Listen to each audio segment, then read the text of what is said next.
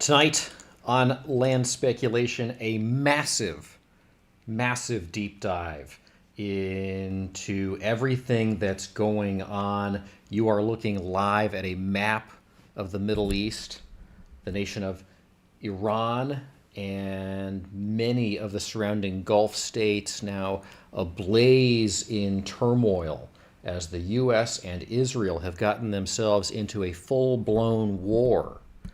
Not quite a world war, but a regional war on the nation of Iran. It is chaotic, it is violent, stuff is burning, the country is on fire. Nobody can quite figure out exactly what's going on, exactly why everything is happening, and what the end game is. So far, the Ayatollah Khomeini, the leader of Iran going back several decades, has been killed in a strike on his home. Many of his surrogates, his family members, have also been killed. And a lot of fire and bombing and fighter jets. And, well, there's a lot to unpack here. And amidst it all, Iran is retaliating like crazy with lots and lots of drones and missiles and seemingly hitting all of the U.S. embassies in the region. We're going to talk a little bit about that and what it all means and what people are theorizing and everything else here tonight on Land Speculation. It has raised the question in everybody's mind here. What's the plan for Iran? And so we're going to dive in great detail tonight on Land Speculation on YouTube.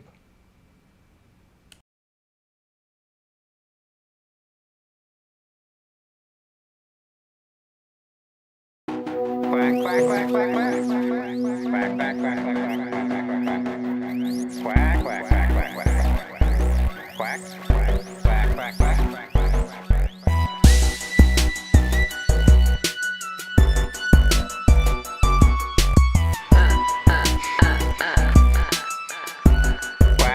quack, quack, quack. This is Land Speculation. Something we do to keep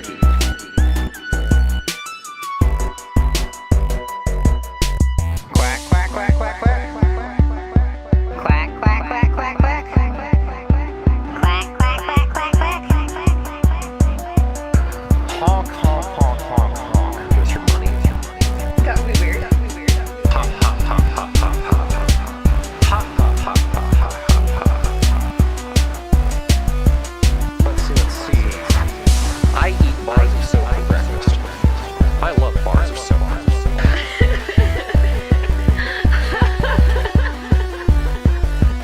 After midnight, things get weird. Quack, quack. Oh no. Let it go. Let it go.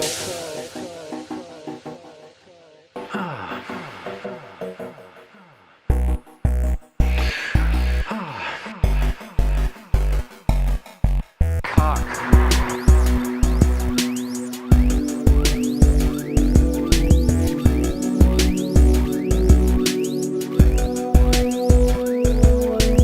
I like that one.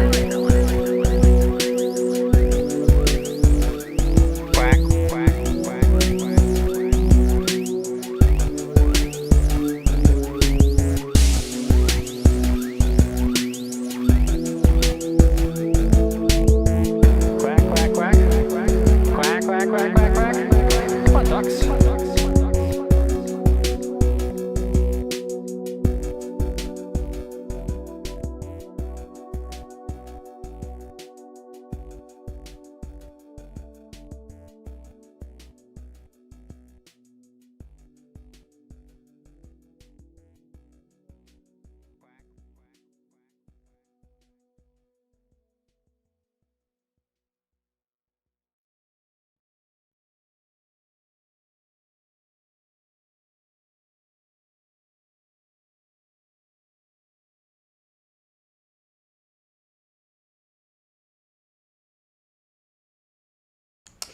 All right, we are live here on Land Speculation on YouTube. I should take a sip of the fizzy water because we're going to gird in here for a bit of a stream here tonight.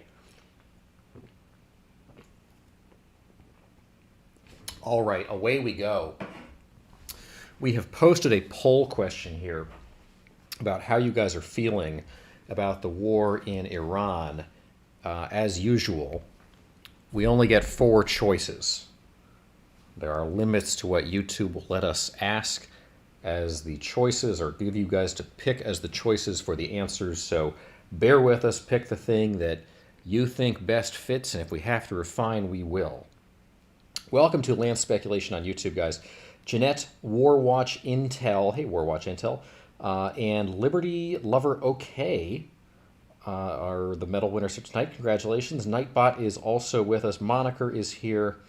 Let's see. Quiet Castle is also hanging out in the chat so far, and hopefully others joining here imminently. It has been a hot minute since we have had a chance to do a deep dive stream, and that's because we've been traveling. And, you know, there's something when you're like hiking in the wilderness while the world is blowing up around you that is awfully disconcerting and somehow relaxing at the same time.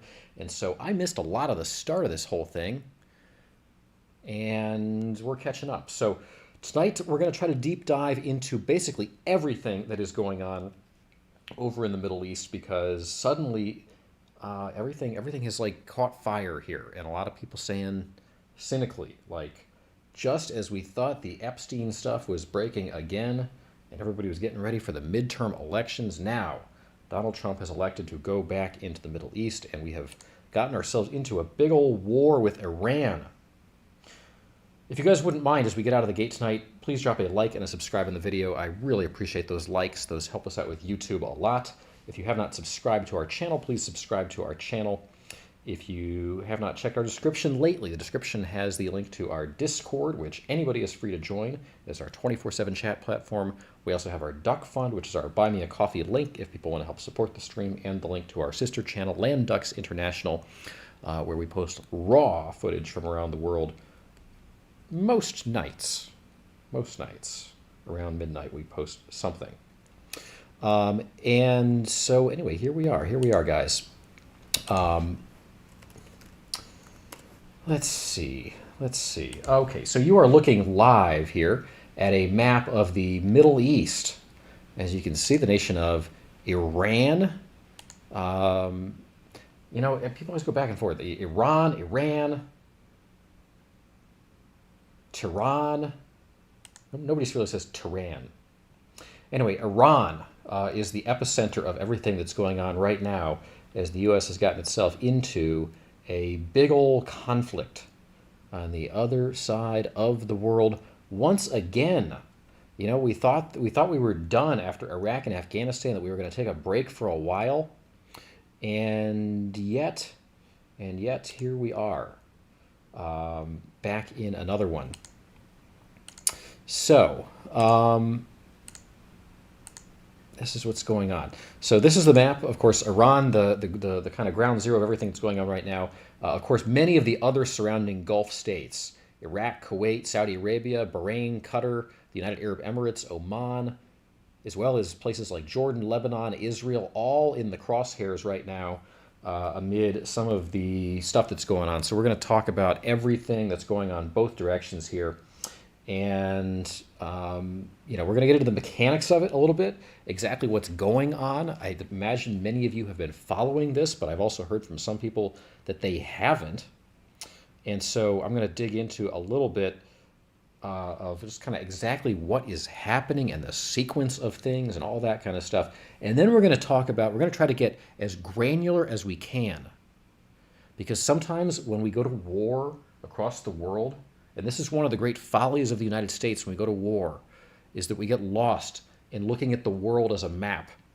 And we lose sight of like really the granular stuff that's happening on the ground. So we're going to talk a little bit about that. We're going to get into the potential end games of what exactly is happening and what it might lead to, why we have gotten into this. Some of the theories about maybe subtle behind the scenes explanations of what's going on.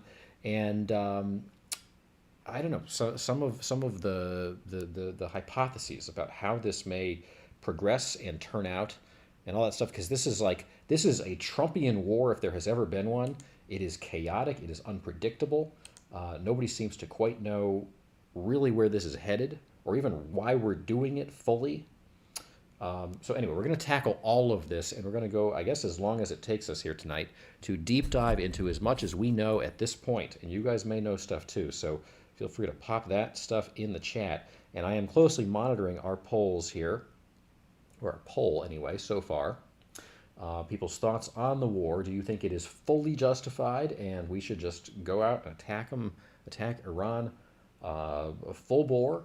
Do we think this is like a ridiculous, crazy thing? There's no reason to do it.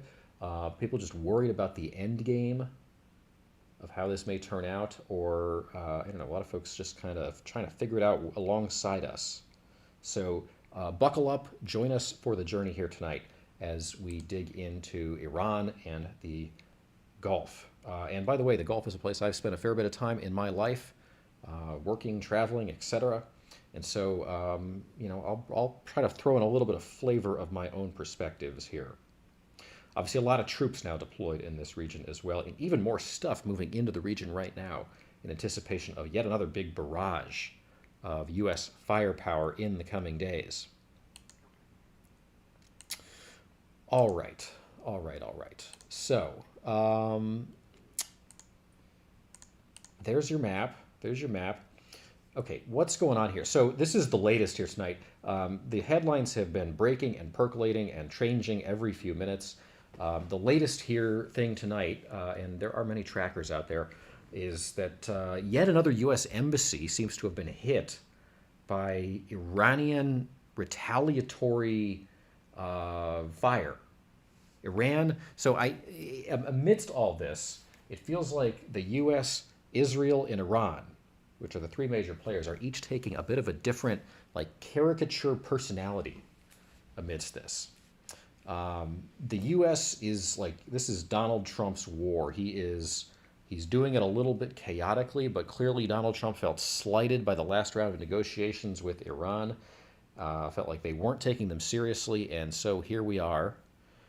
Israel, for its part, is just fed up with Iran and is trying to drive this thing into a battle for Armageddon.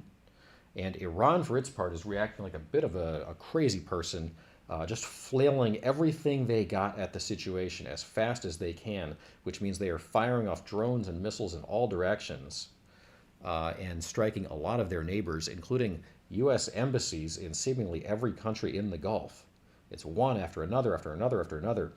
And it has caused a lot of people to start raising questions about why, if American anti-missile defense systems are so good in so many instances, why are we seemingly unable to protect our own embassies amidst this conflict? Of course, you got the people claiming that there's some kind of secret motive behind America letting its own embassies get hit.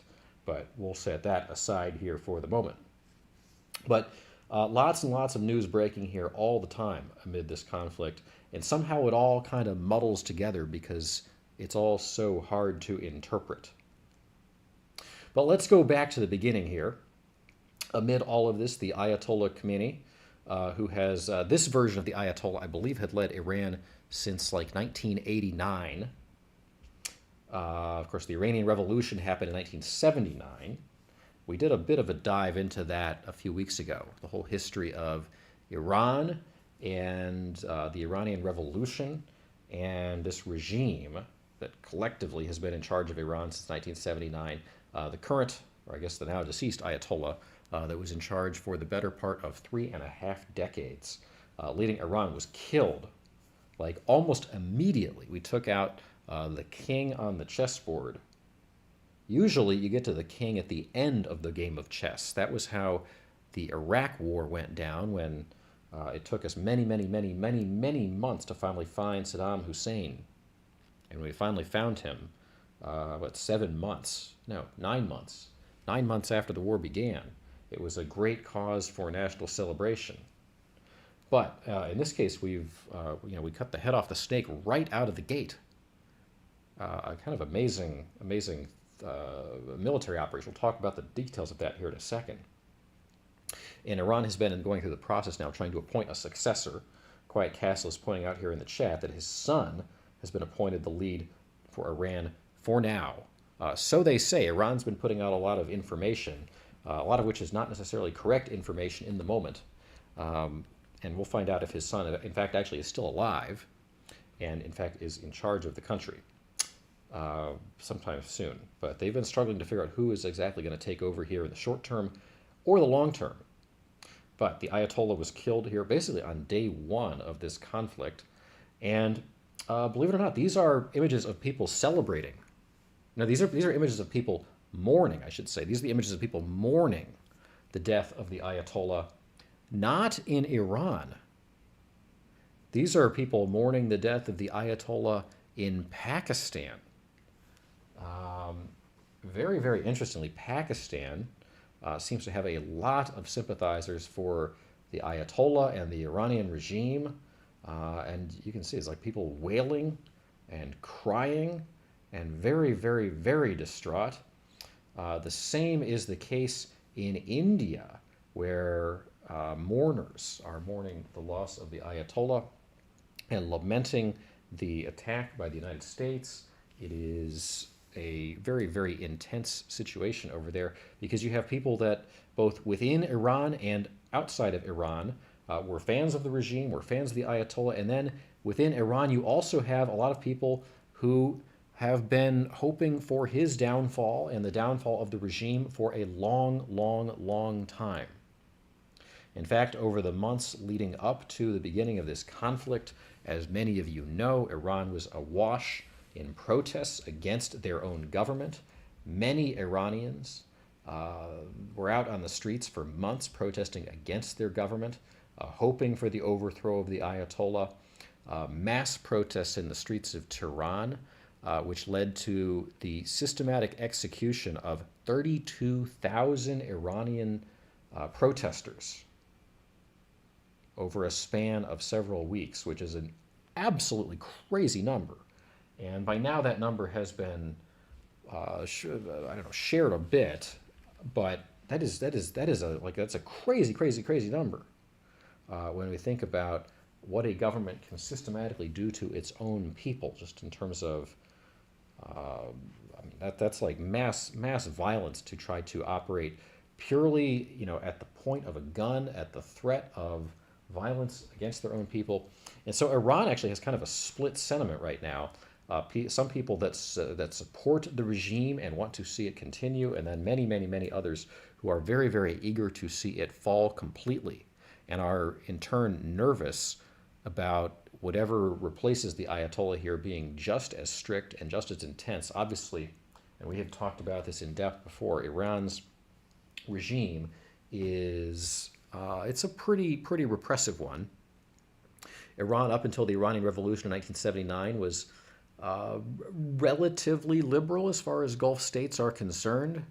And since the Iranian Revolution, when basically countercultural student protesters and ultra-conservative religious protesters got together, blew up the government, and ushered in the reign of religious rule, Iran has been ruled by a kind of dictatorial state that has internally imposed tremendously restrictive kind of Islamo-fascist policies on their people, while at the same time being a bit of a chaotic force in the world that has launched proxy wars regionally and supported all kinds of bad terrorist actors. Now, one of the reasons this war is so hard to figure out is because a lot of Americans don't necessarily feel the palpable impact of the Iranian regime in the way that people certainly had felt the impact, or so we were told, of the Taliban and of Saddam Hussein.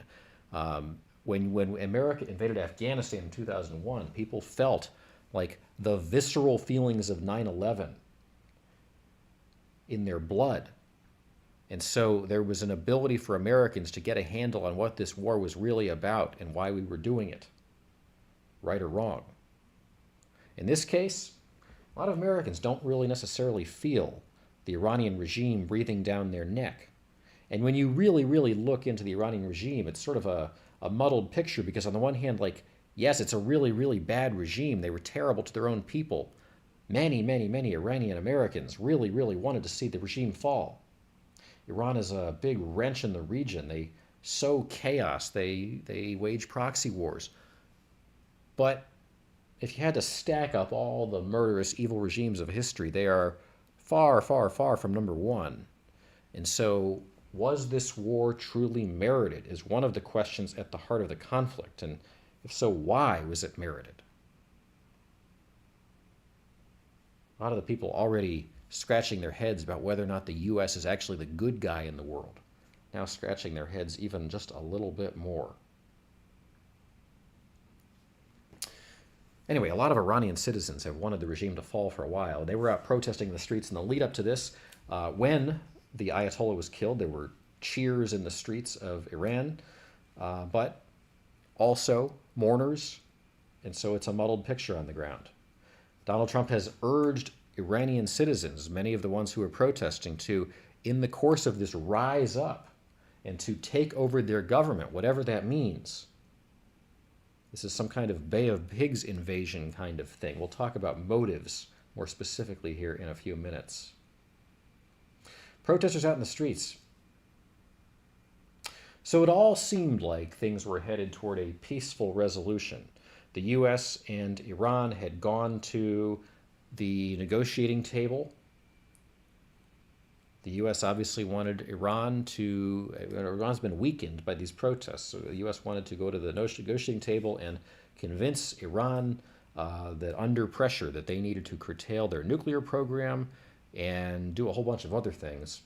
And Oman, nearby Oman, was acting as the mediator in these negotiations. And for several days, we were seeing headlines kind of like these, suggesting that the negotiations were going fairly well between the U.S. and Iran, that there was still a wide gulf between the positions of the two nations, but that peace was, quote-unquote, within reach.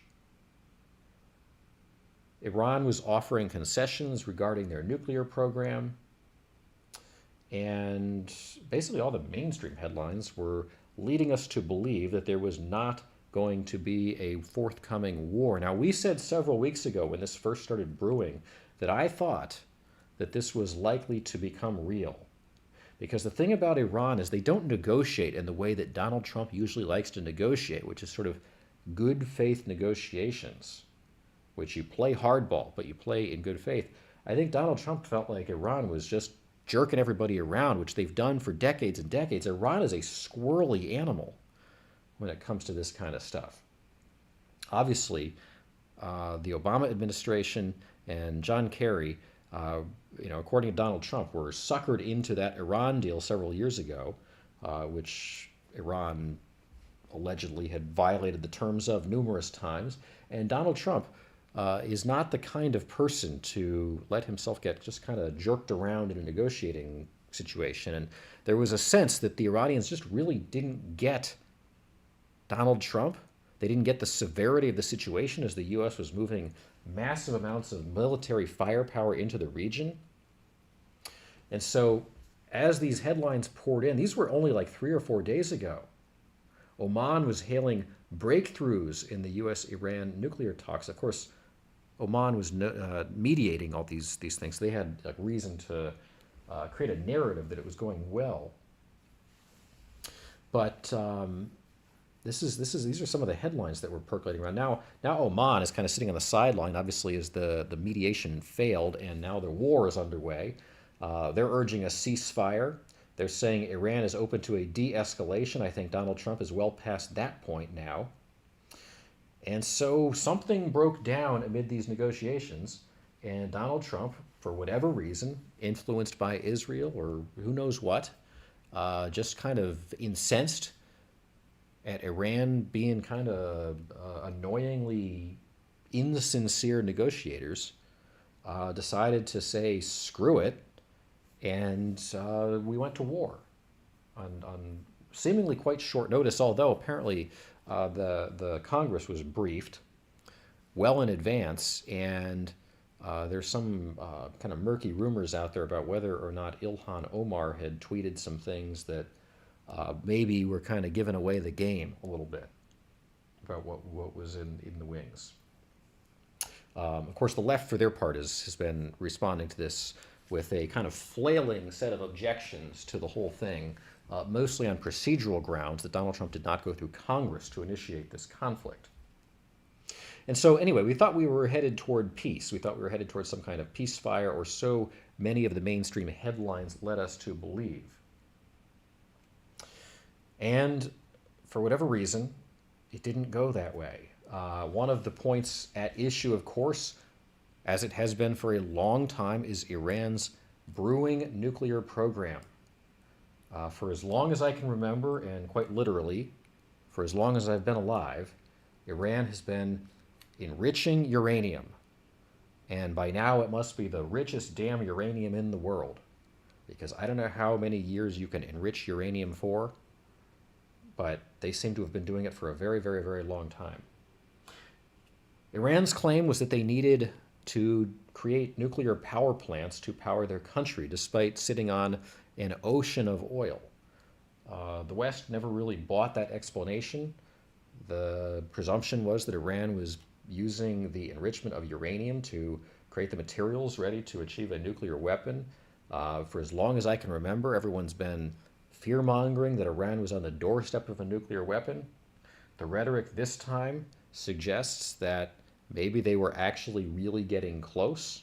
You can never really know what quite to believe, because the U.S. and Israel seemingly have created a bit of a pattern in this conflict so far of saying things to the press in order to justify the war that are not all necessarily true all the time.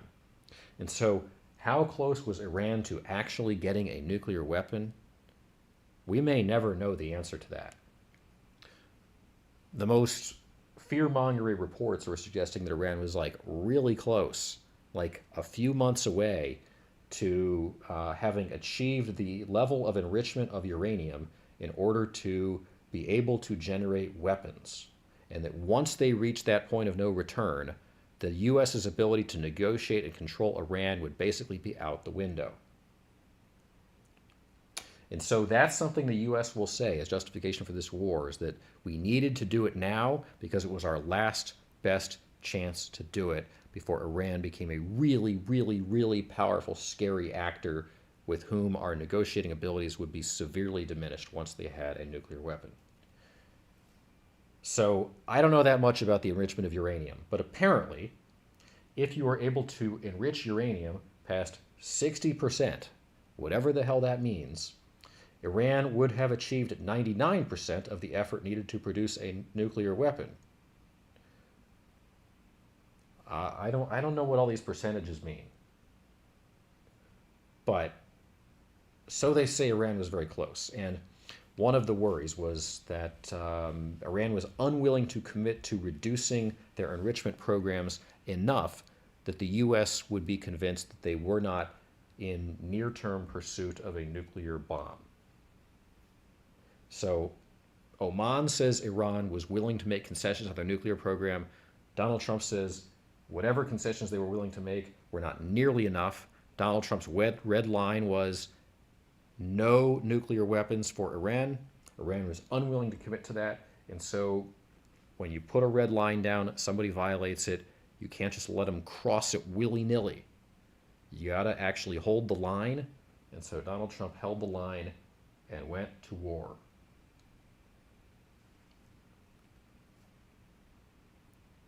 And there he is. There's Donald Trump. So I guess he announced the war on Truth Social. That's a big middle finger to the legacy media, to announce the beginning of a war on Truth Social. Man, how the times have changed. Like, this is the kind of thing you used to do in a big formal Oval Office address that would be broadcast on all the major news networks. Donald Trump did it on Truth Social.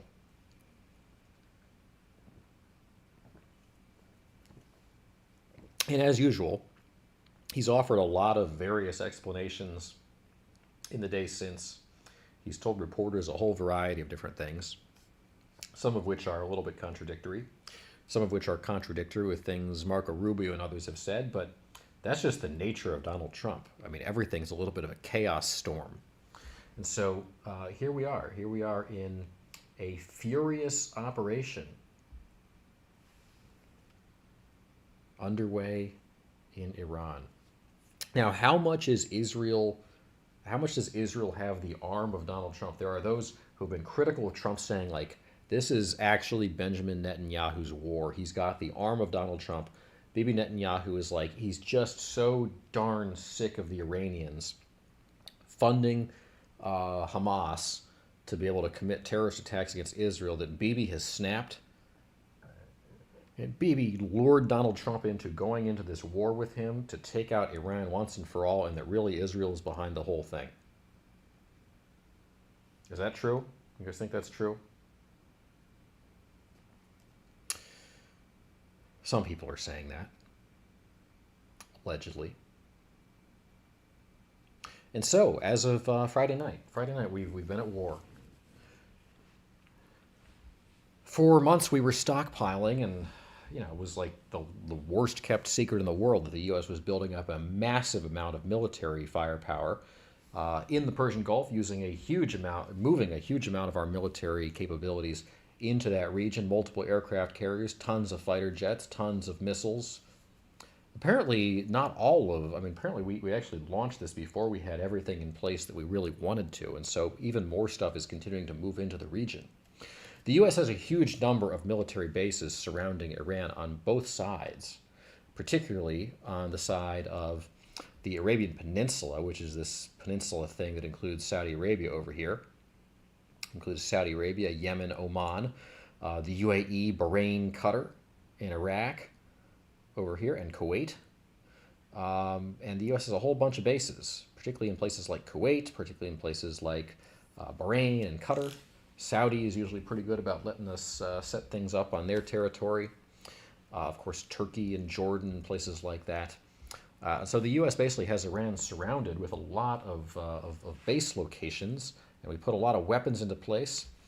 And most of that is Air Force weaponry, but also stuff from the Army and the Navy. And in recent weeks, we had tightened the radius closer and closer and closer and closer around Iran. And a lot of people thought maybe this was just posturing. Maybe this was just an attempt to get Iran to negotiate with a little bit more fear in their eyes. They got protests on the street. They got the U.S. putting military arsenal around them. Maybe they would be willing to negotiate in good faith.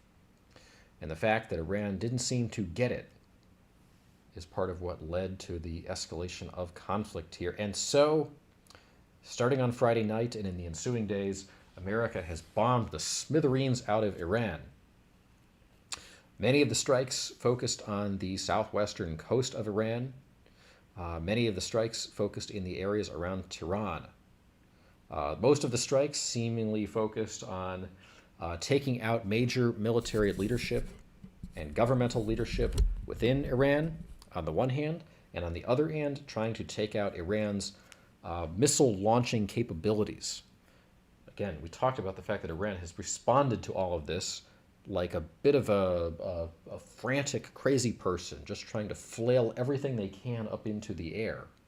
The sooner the U.S. and Israel are able to neutralize those capabilities, the sooner, presumably, that Iran at large can be neutralized and the region can be made a little bit less chaotic. And so the U.S. has dropped a lot of bombs so far. The U.S. has not put any troops on the ground yet. The hope, obviously, is that the U.S. does not have to put troops on the ground in the way that we did in Iraq 20 plus years ago. There does not seem to be a palate by America, either the citizenry or the government, to put troops on the ground. And so we've been trying to basically take everything out through aerial strikes. Donald Trump seems to generally be fond of these targeted aerial strikes to cut the heads off snakes where he can. And so that's what he's been doing so far. And these are various maps showing the locations of places that have been hit within Iran. Of course, the capital of Tehran, Tabriz, Sahand, Sanandaj, Kermanshah, Sarableh, Khomein, Isfahan, Lamerd, Zahedan, Bandar Abbas, Minab, and Konarak. My apologies, I'm mispronouncing things. Those are locations where confirmed strikes have occurred by the U.S. military on Iranian installations.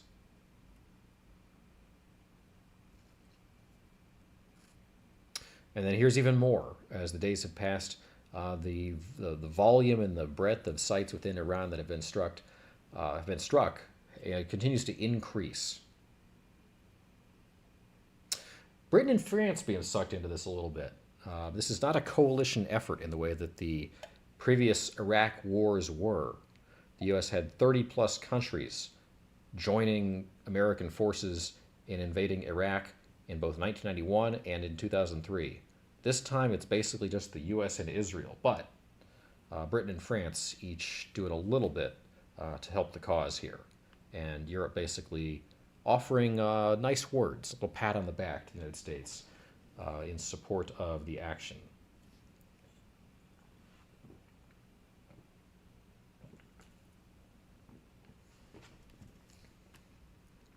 And we'll talk about the Iranian retaliation here in a few minutes because that has been pretty extensive. I think more than a lot of people were expecting.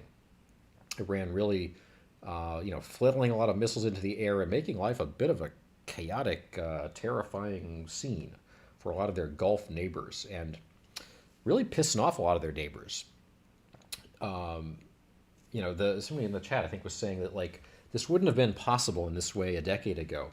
The Middle East at large is more unified against Iran perhaps now than it has been in a long, long time. The Middle East is a hard, complex geopolitical situation. But in a way more than in the past, the UAE, Saudi Arabia, Iraq, Jordan, and other nations, many of which may have been more sympathetic to the Iranian cause in the past, seem to be joining generally the sentiments of the Americans in opposition to Iran, which is interesting because places like Saudi Arabia typically have been highly, highly, highly at odds with Israel, obviously for, well, obvious reasons. In Saudi Arabia a decade ago, you would basically not see Israel represented on a map. They didn't believe in it. So now here the U.S. and Israel are partnering up to attack Iran, and basically the rest of the Middle East is allied. And part of the reason for that, if it wasn't the case at the outset, is that Iran is basically firing missiles into all these countries, which has pissed them off and basically turned the whole region against them. It's a little scary, it's a little intimidating to the U.S. to get this much pushback, but it also has helped consolidate the sentiments of all these other nations against Iran and isolated them in this conflict.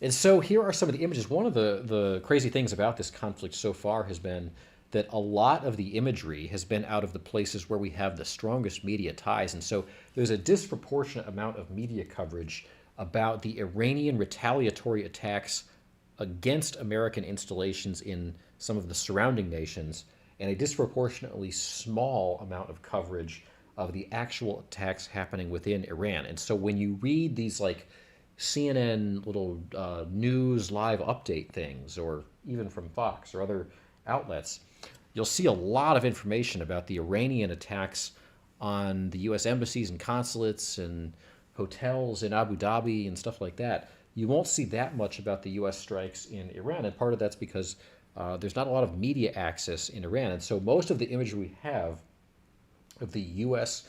attacks on Iran are these like very distant shots, things people have posted on social media.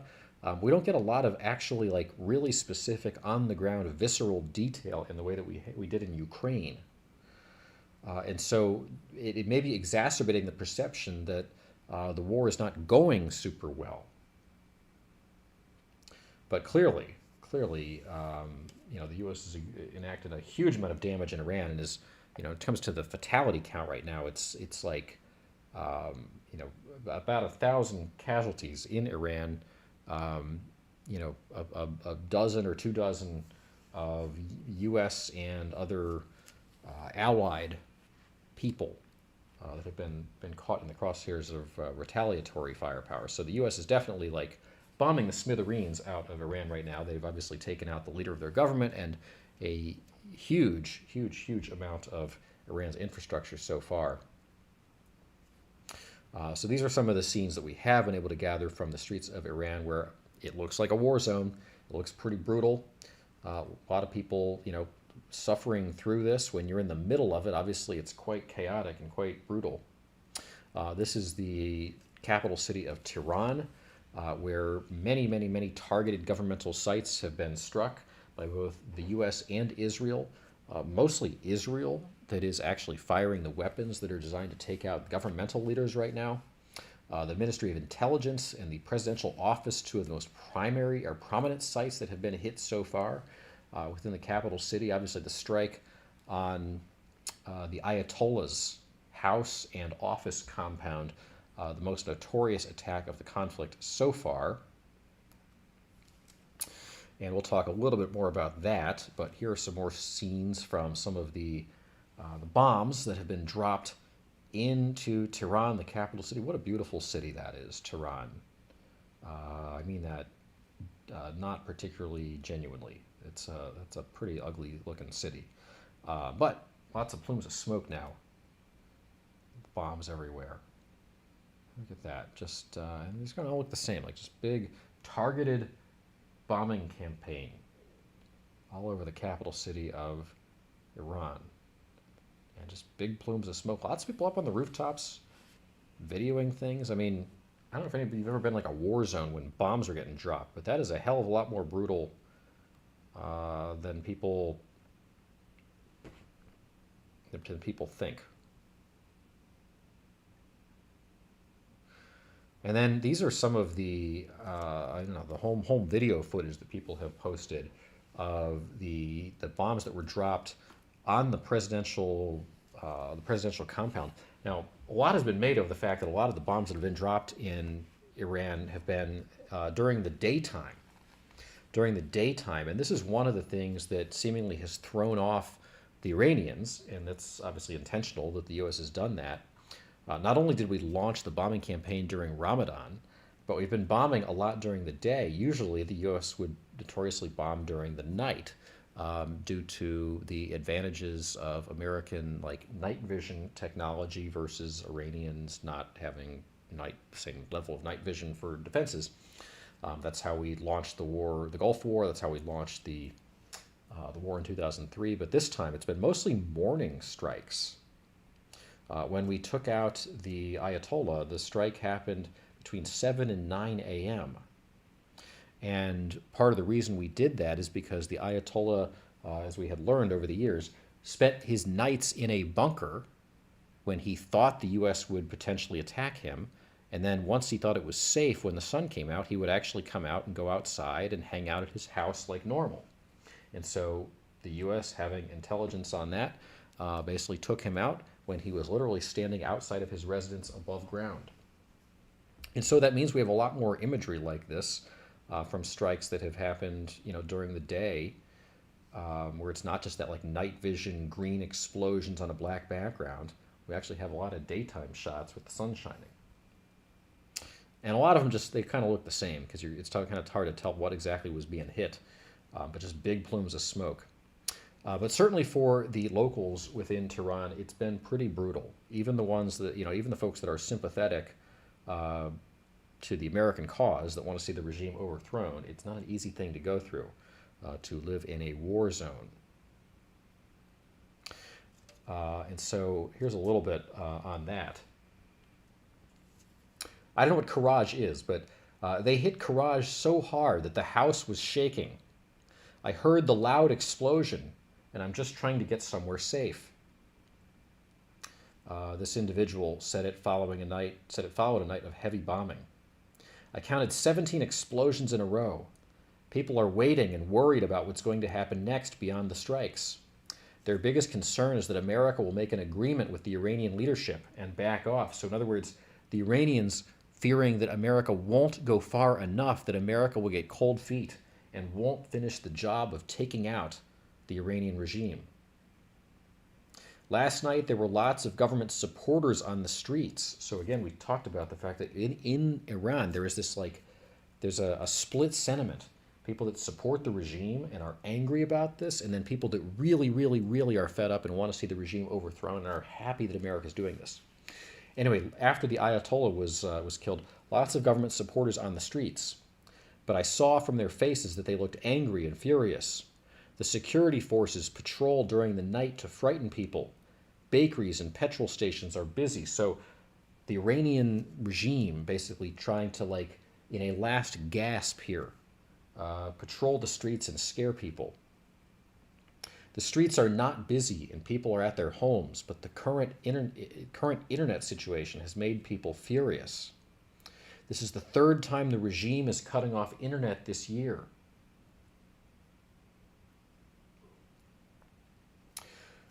I think the Islamic Revolutionary Guard Corps still has power on the ground, and this is what makes some people so afraid. I think the death of Khamenei and the fact that he killed many during the recent protests has widened the gap which was already there between pro and anti-government people. This individual said that people within Iran had been stocking up on supplies. People have shopped and stored groceries as much as they could. We're all sitting at home, hearing the explosions when they hit. But, well, we've been cut off because the regime has shut down the internet. It all depends on how many key people are killed, but we're worried that Iran's leaders might make a deal. There are many security stations around the city stopping people that they think are suspicious. Like in the 12-day war with Israel last June, we are tired, very tired. The death of Khamenei is not enough. All the regime needs to go. And so you hear the sentiments on the ground in Iran, obviously the stress, the exhaustion of being part of a war zone, but also the stress and the exhaustion of being subjected to the Iranian regime over the course of the last several decades. The oppression, the terror, not only the really strict social standards, but the increasing proclivities of the regime to rule at the point of a gun, to literally shoot protesters in the streets by the thousands. And so Donald Trump gets up there the other night and he says, once the bombing is done, the Iranian people need to rise up and take over their government. It's their last best chance for generations. There are clearly a lot of Iranians that want to do that. But they are terrified of the bombs. They are terrified of their own government. They're terrified of the steps the government is taking. The government, in turn, has shut down the internet to try to stop the spread of information about what's going on, so that people don't know, who's been killed, when the bombing campaigns are over. A lot of misinformation being spread by the Iranian regime. Denials about who has been killed. It's a chaotic situation. And of course, then there are also supporters on the ground. So it is definitely a shame that the people who actually hate the Ayatollah are the ones who are suffering, but they are suffering here. This is like a moment of reckoning within Iran. The people who want to see the regime overthrown are going through the greatest struggle and turmoil they have through this whole thing. Because now the regime is desperate and furious to hang on to power, and so they are punishing their own people. And so people don't have internet, the infrastructure is weakened, and bombs continue to go off all over the place.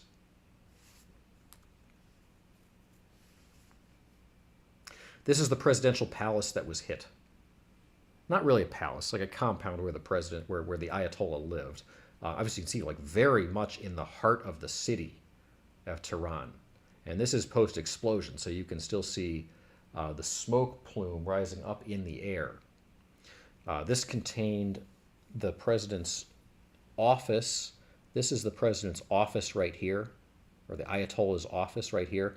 The part that was actually struck and basically obliterated was the Ayatollah's residential compound, which had a few buildings in it and then a whole bunch of courtyards.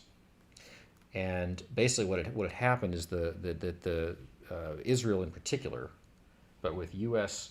and other intelligence, had been kind of stalking the Ayatollah's movements for years, knew exactly when he moved about, where he moved about, knew where he was going to be at a specific time in the morning, and fired then.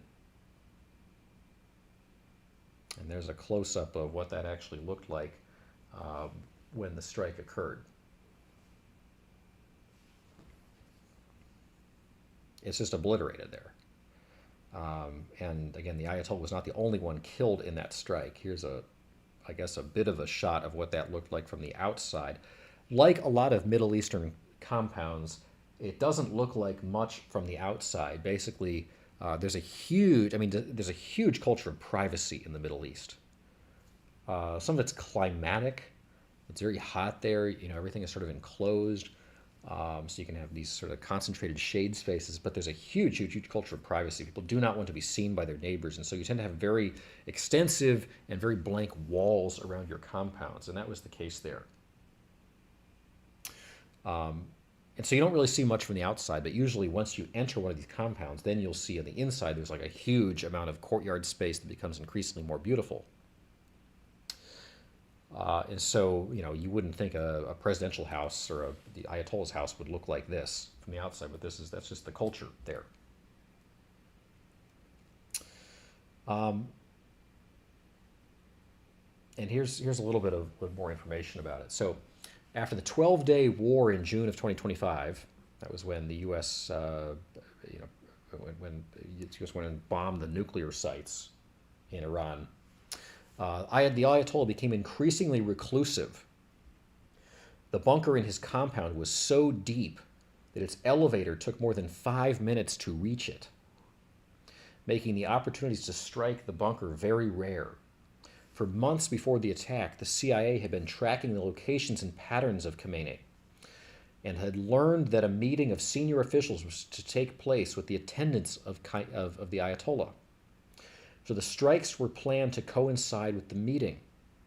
Israeli officials stated that the Ayatollah was seen above ground at his conspicuous official residence shortly before the assassination, again between 7 and 9 in the morning. So basically he was spending his nights underground in the bunker, but we knew he was going to come out between 7 and 9 a.m., and that's when we struck.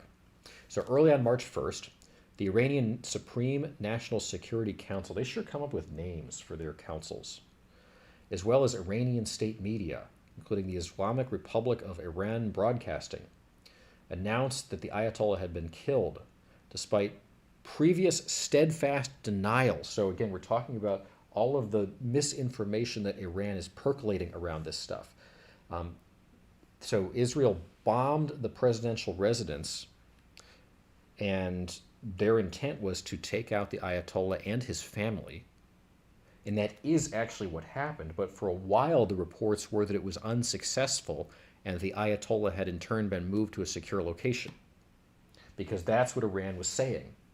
That in fact was not the case. In fact, it had been successful. The Ayatollah had been killed. The state in turn, once they admitted it, declared 40 days of mourning and a 7-day national holiday. The Fars news agency, which is affiliated with the Islamic Revolutionary Guard Corps, reported that the Ayatollah's daughter, son-in-law, grandchild, and daughter-in-law were also killed in the strikes on his compound because he was outside with his family when it happened. On March 2nd, it was also reported that his wife had also died from injuries she had sustained during the strikes.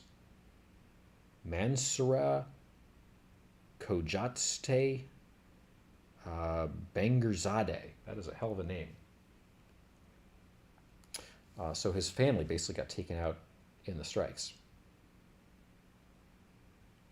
So again, Israeli missile strikes around Tehran aimed at taking out high-ranking Iranian officials. So the interesting thing here is that there was certainly a lot of U.S. and Israeli intelligence, including intelligence from the CIA, that determined the whereabouts of these leaders and their daily movements. One of the interesting things here is that a lot of the intelligence was also coming from the Canadians that informed the information needed to assassinate the Ayatollah. A lot of the stuff we see, like a lot of the domestic politics that gets people all ramped up in the United States, is in the grand scheme of things such a facade that is concocted by governments that just want to like rile you up. The US and Canadians continue to work together extensively on these foreign missions. This idea that like the US and Canada are at some like existential conflict of interests over things is mostly like ginned up to get the public all upset. Like the US and Canadians are very much working together over in the Middle East right now.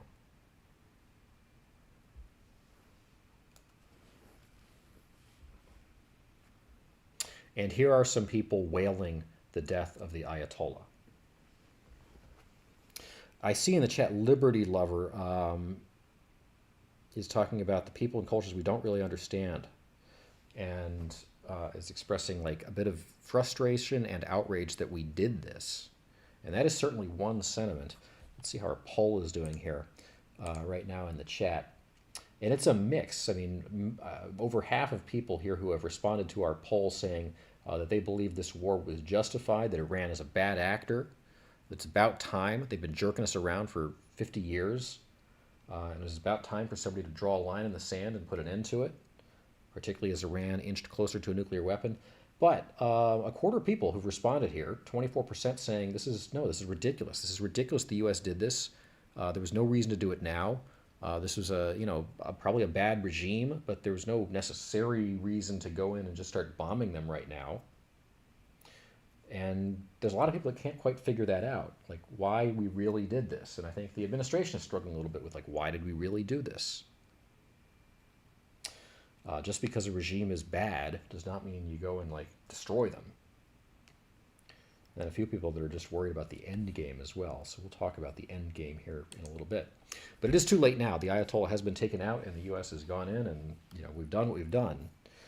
And so those who had lived under the Ayatollah for the last 35 years and were happy about it, obviously wailing his passing. Obviously his son, it sounds like temporarily has been named the leader, although we don't know if that's accurate, given the various reports coming out of Iranian state media being often not so accurate. So you've got the wailers within Iran. You also have the people that were celebrating on the streets. A lot of people celebrating on the streets of Iran. A lot of people in Iran want to see the government overthrown. Even more Iranian Americans want to see the regime overthrown. People who have suffered under its oppression for the last 50 years. It's always interesting to me when you see these, Mayor Mamdani, for instance, in New York, was very quick to condemn the U.S., to defend the Ayatollah. You got a lot of these American politicians on the far left that are extremely sympathetic to the position of the totalitarian government of Iran, which is crazy when you have people in the streets of Iran that desperately want to see that government overthrown. But lots of parties in the streets, lots of bonfires, and audible celebrations in the streets of Iran. And then again, it's a very mixed fabric right now, and the Iran is clamping down on people. As the U.S. has bombed strategic sites, and Israel has bombed strategic sites in Iran, it has created a death toll of close to 1,000. And so we're getting some of this imagery of mass graves being established in Iran. That's obviously a hallmark of any time you have mass conflict where people need to be buried very quickly, and always a jarring sight to be seen. So there you got it. A lot of the imagery is satellite imagery right now because there's not a lot of journalists on the ground in Iran. And then, more things that the U.S. and Israel are doing. Of course, we're trying to take out the, ever more of the Iranian nuclear capabilities, any sites where Iran was involved in enrichment of uranium, any sites where Iran had weapons installations set up. Obviously, Iran has been firing off missiles like crazy, and so there's a race against time to try to take out some of those sites. And so here we have Israel striking covert underground Iranian nuclear compound in major escalation. A compound that was intended to enable the necessary knowledge and advancement of nuclear weapons development capabilities, so they say. So those are the two objectives right now, it seems. Take out the weapons sites and take out the government. And at the same time, okay, here we go. Yeah, taking out the top mullahs. So the U.S. has killed a lot of the leadership in Iran. And one of the things Iran is struggling with right now is trying to find people who are able to actually run the government as they get killed one after the other. So more and more reports of this kind of stuff. Mullahs were counting votes for the next supreme leader when Israel bombed the meeting. It killed the mullahs who were counting the votes. And it seems like they finally found somebody, which is the son of the Ayatollah, 56-year-old son of the Ayatollah, who is going to take over for now, but we'll see. We'll see what that means.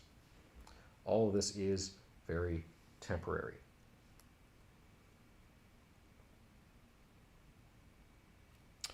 And then, yeah, more explosions there in Tehran. Pretty, I mean, like pretty in a morbid way. Yeah, this is that meeting of the mullahs. This is the aftermath of that bomb that got dropped. I can't imagine anybody survived that. It takes the bomb landing in the right spot to be successful. Man, you can create a lot of destruction, some of these bombs. Israel is meanwhile fighting a two-front war in Lebanon because Hezbollah has suddenly ramped up. And so Israel's having to wage a whole second front. This is sort of escalated into a whole regional conflict now. There's some of the scenes in Lebanon. Man, people live in dense environments over there. Like, look at that housing. I mean, if you ignore the plume of smoke for a second.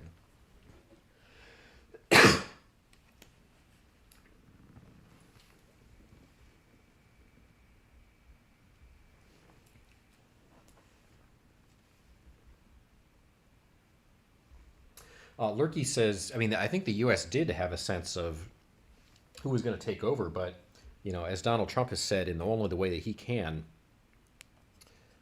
we had a short list of people and we killed them all. And so, we don't know who's next. And of course, one of the fears of the Iranian people is that, they'll keep sort of rifling through people, but they won't become people in charge who are any less intense or conservative. Obviously, the Iranians who wanted to see the Ayatollah overthrown want to see the Ayatollah overthrown because they would like a government that is a little bit more, small L liberal, like liberal as in willing to kind of open up the country to Western norms and not be like a proxy war state that's fighting everybody in the region all the time. But there's no guarantee that who you get is actually any better than who you had, assuming they stay in charge. The other fear, again, from the Iranian people is that whoever lands in charge is going to strike some kind of deal with the United States, and while you cut off the head of the snake, you won't kill the rest of the snake, and then eventually the head will grow back.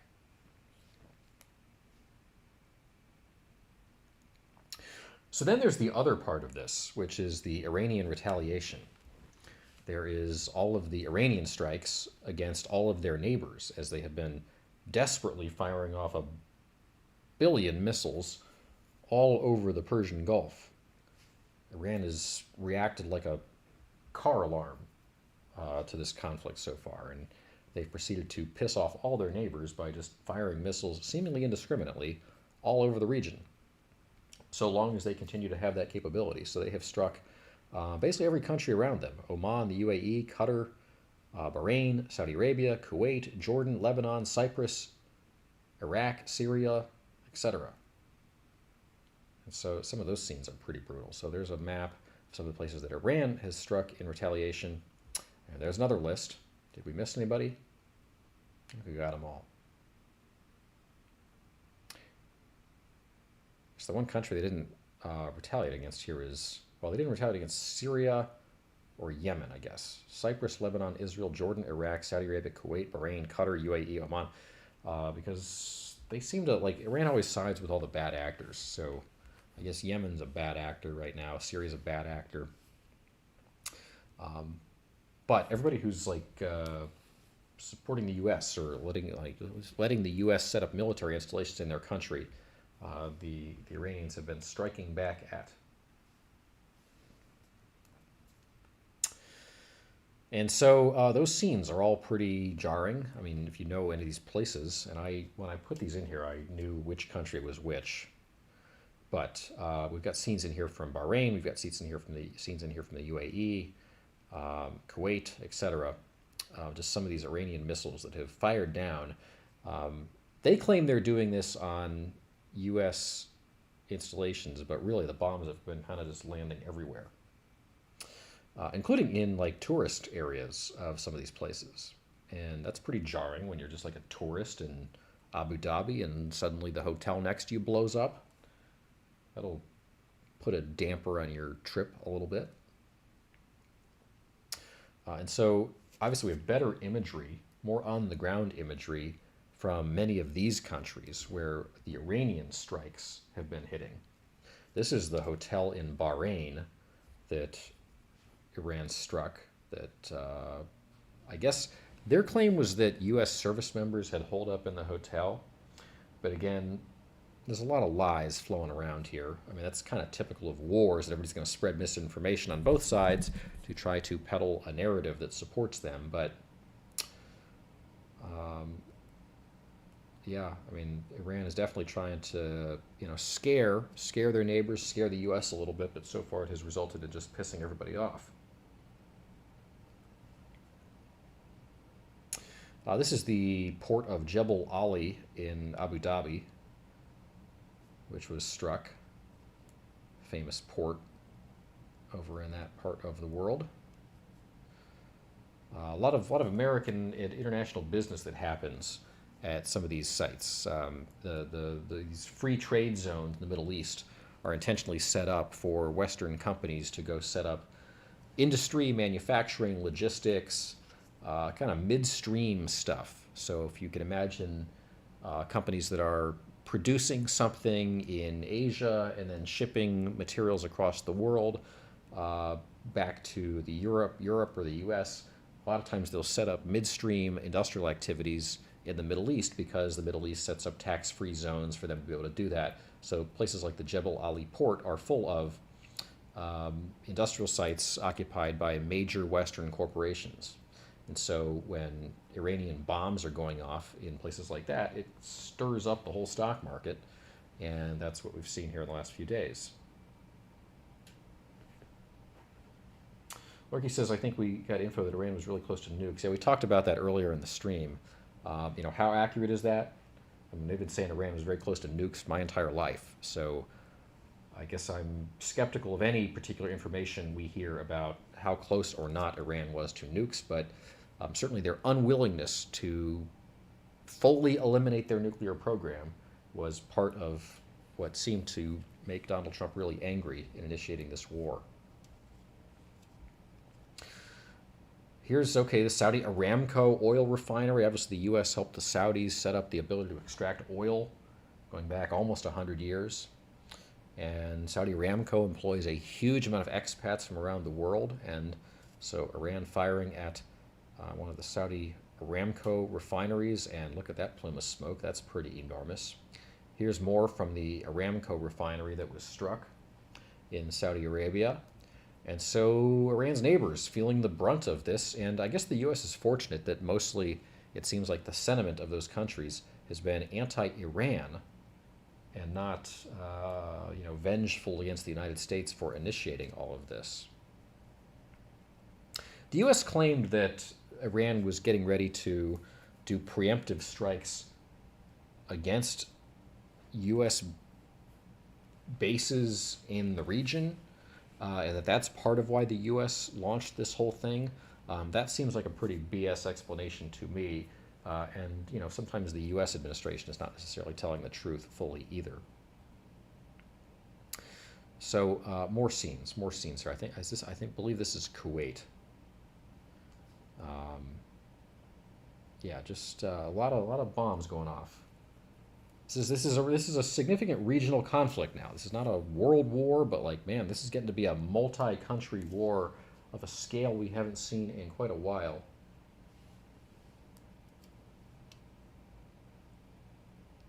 This guy is Iran's defense minister. There's just something about the look of his eyes that has me feeling like this is a weird bad guy. And I found this quote of his particularly notable He's justifying Iran's various bombings of its neighbors here. Quote, "We're not attacking our neighbors, we're attacking U.S. military bases," he told state media. U.S. soldiers fleeing to hotels will not prevent them from being targeted. So when Iran has struck hotels in places like Abu Dhabi and Bahrain, they are contending that they are only doing so because they're trying to take out American troops, but at the same time, a whole bunch of like random tourists are getting killed. It's not very good. Explanations like that suck. But you can either view this as like Iran is actually much more potent, and this is pretty scary because these countries, in theory, have anti-missile technology. They should be able to fight back and shoot some of these things down, and yet they're struggling to do so. There's been a lot of press about the shortage of interceptor technology to be able to shoot down these missiles, and a lot of them are landing on prominent sites. And like, is Iran actually like more powerful than we thought here? Are they going to wear us down over the course of this conflict? Or are these the flailings of a regime on its last legs?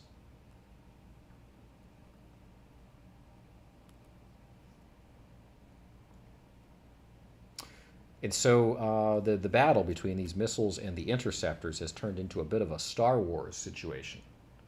It's pretty crazy. You watch these things get shot down from the air. It's also crazy to me how many people are like out with cell phones on the rooftops of houses, taking home videos of this stuff as though it's like they're watching the fireworks on the 4th of July and not like burrowed in some bunker somewhere. I guess your psyche does weird things when you're in the middle of a war zone. I've heard people from Taiwan, I've heard people from Israel talk about that when you have the threat of war looming over you all the time, somehow it becomes a little bit less scary.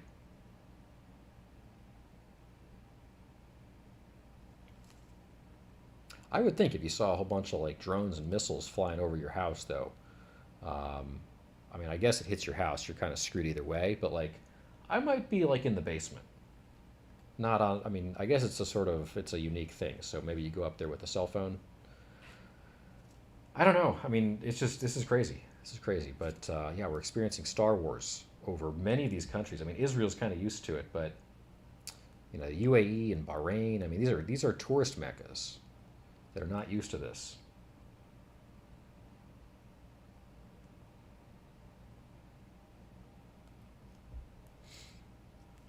And I guess this is the just a diagram of some of the interceptor technology. So I guess there's this notorious shortage of these things, but this is what they look like. I guess you set it up on the back of a truck thing, and then there's like a launching station that you launch interceptor missiles that basically you fire up, and they blow up the missile that's targeted toward some site. And the technology is pretty amazing because we're literally playing Star Wars in the night sky. But we need more of them, apparently. We need more of them. There's a lot of worry-warting going on, and a lot of these things have struck, which is pretty crazy. It's pretty crazy we haven't been able to stop the ones that have been hitting all the embassies over there. And again, that's raising a lot of suspicion.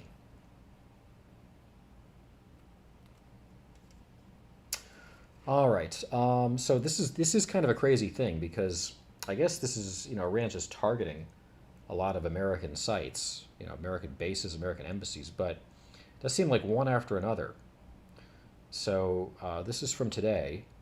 The U.S. Embassy in Dubai was hit. It's a pretty significant site, the U.S. Embassy in Dubai. The U.S. has in turn moved a hell of a lot of people out of that region. The U.S. Embassy in Saudi Arabia was also struck as Americans were instructed to shelter in place. I just find this stuff pretty annoying, like pretty awful, when like American embassies are being struck internationally. And then, like, the secondary headline here is about Hakeem Jeffries, who is, you know, pretty brazenly, seemingly, like, cheering for U.S. failure in all this. You know, a lot of Republicans are very frustrated with the Democrats right now for basically opposing every aspect of this just because it's Donald Trump doing it.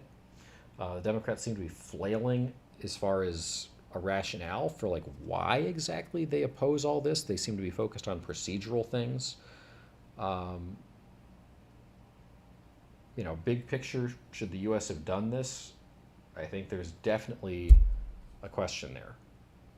And I think somebody's bringing up in the chat, Spain blocking U.S. bases for the Iran strikes. Some allies balk at military action. I mean, our Middle East allies seem to have been a lot more pro-U.S. in all of this than a lot of our European allies. And, you know, this is the difference between people who are living in reality versus the people who sort of live in rhetoric. And, you know, we've got a lot of people that, when you live a cushy life, you get to live in rhetoric. And so you've heard a lot of commentary from people who are saying, like, you know, we're doing this all wrong. You know, what we really should do is hold Iran to account, but, you know, not wage war on them. And there's no real explanation of like how you do both things at once, because that's just nice sounding rhetoric.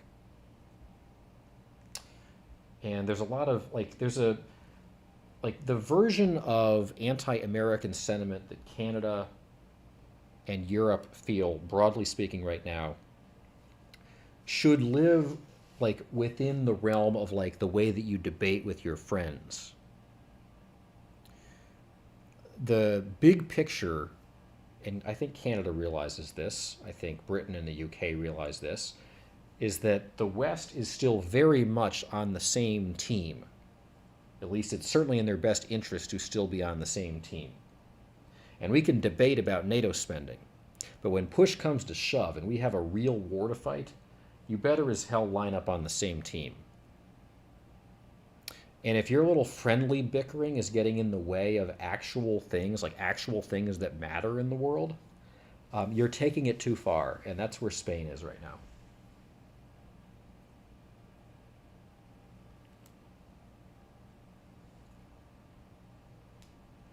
And then the CIA, the U.S. Embassy in Riyadh, okay, yeah, here another CIA station at the U.S. Embassy in Riyadh in Saudi Arabia hit another drone attack. Riyadh's a little prettier than Tehran. Tehran's pretty ugly. Riyadh's a little nicer looking city as far as Middle East cities go. And then there was this thing, you know, American jet shot down over Kuwait mistakenly by Kuwait, Kuwait shot down our jet and killed American service members. That's a pretty unfortunate thing. Inevitable in war, but certainly unfortunate. But part of the whole complicated, chaotic story of everything that's going on. Meanwhile, Iran has threatened to and basically effectively shut down the Straits of Hormuz. We've talked about that before on our streams. The Persian Gulf gets really, really, really skinny for this little area between the United Arab Emirates and Iran. And so Iran uses that as a cudgel to try to influence and gain leverage against the rest of the region and against the United States. And so as part of Iran's flailing here, they have shut down the Straits of Hormuz, which is preventing oil tankers from getting out of the Persian Gulf. And that in turn is driving up the price of oil. It's the most critical oil choke point. A lot of oil needs to flow out of the Persian Gulf to get to the rest of the world. Handles 20% of global oil, and Iran has now shut it down. The price of oil has reached $81 a barrel. The world is certainly waiting for it to reach at least 200. The Straits of Hormuz are closed. Our heroes in the Islamic Revolutionary Guard Corps, this is from one of the Iranian brigadier generals, spewing propaganda here. The Straits of Hormuz is closed. Our heroes in the Islamic Revolutionary Guard Corps, Navy, and the Army will set fire to any ships that wish to pass through this strait, he said on state television. We'll also target their oil pipelines in the region We will not allow oil exports from this region until we put pressure on the enemy. The Americans have debts of hundreds of thousands of billions of dollars, and they are thirsty for the region's oil. They will not get a single drop. This is a bit of tough talk. This is a bit of Baghdad Bob going on here. This is the Iranians talking tough about how by shutting down the Straits of Hormuz, they're going to drive up the price of oil and basically cause Americans to get fed up with this war, and they will pressure us out of this conflict. Still pretty cheap now, but just wait.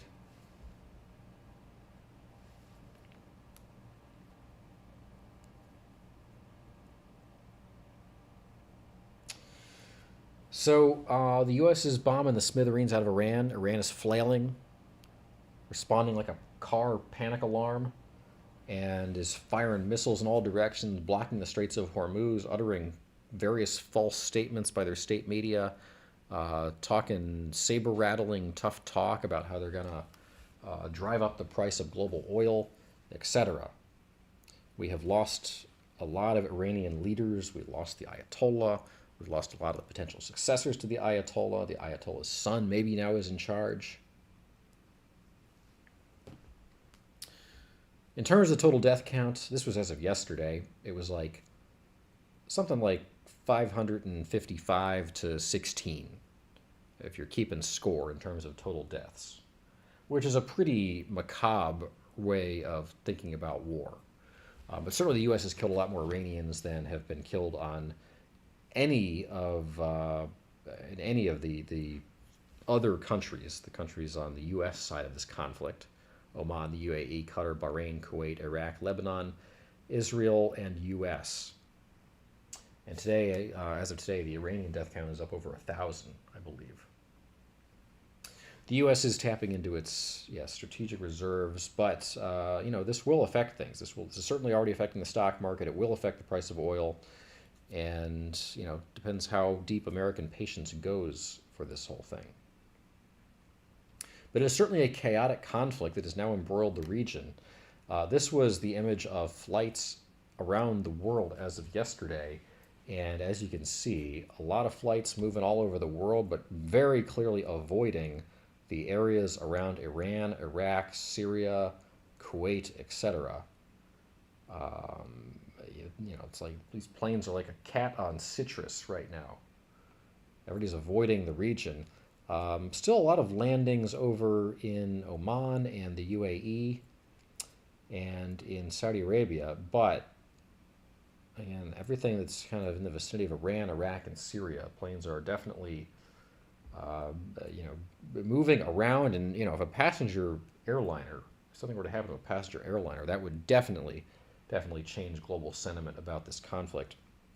Interestingly, this is the flight patterns that were happening around the world as of yesterday. This is what is happening with the flight patterns as of today. That radius seems to even be expanding a little bit, with even fewer flights operating in the vicinity of Iran. So definitely trepidation by the global airline industry about this conflict.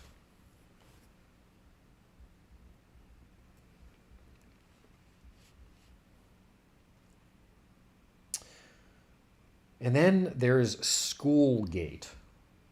I think somebody brought this up in the chat earlier. So Iran state media, and we've talked about how much they've been lying amid this conflict. The U.S. government's been lying too. This is not one-way lying here. But Iranian state media has certainly been lying in this conflict.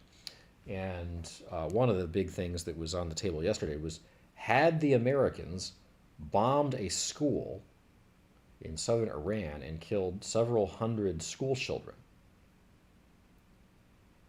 Iran was claiming that the Americans indiscriminately had bombed a school and killed several hundred school children. The U.S. subsequently immediately denied that, said that they hadn't even put any bombs in the area. Then it came out the school was like part of a military base. Then it was being hypothesized the Iranians had bombed their own school in an effort to try to establish an international narrative about U.S. aggression. And I guess I still don't fully know the answer to this. But this is the Iranian claim here. Attacks on hospitals, or I guess they also come to an American attack on a hospital. Attacks on hospitals strike at life itself. Attacks on schools target a nation's future. Targeting patients and children blatantly violates humanitarian principles. The world must condemn it. I stand with my grieving nation. Iran will not remain silent or yield to these crimes. It is usually kind of typical UN action to like believe Iranian state media on this kind of thing. But I wouldn't put too much stock in these reports, given the preponderance of the reports that have been false from Iranian state media so far in this conflict and their efforts to skew narrative both to their own people and outside, as well as the efforts to shut down internet for their own people so their own people don't get any outside sources of information other than what the government is telling them. Kind of standard fare stuff for a regime flailing and under fire, knowing that many of their people would like to see them overthrown. And then there is the Iranian, I guess this was the women's soccer team that had a match against South Korea. And they refused, 2-1, they refused to sing their own national anthem, basically as a sign of protest against their regime. And this is getting into like American level virtue signaling type stuff. We've got like a real war going on, and the media here loves to talk about these symbolic gestures rather than the actual stuff that's going on. But nevertheless, it certainly was a potent thing that the entire Iranian state soccer team did not sing their national anthem, and basically just this is the pose they made during their entire national anthem, basically as a big middle finger to their own government. Like the sentiments that the Iranian people like want to see the Ayatollah overthrown and want to see the government change are very real. It's not everybody in Iran, but it's a large percentage of Iran want to see their government overthrown and would like to see something in charge that is a little bit more liberal.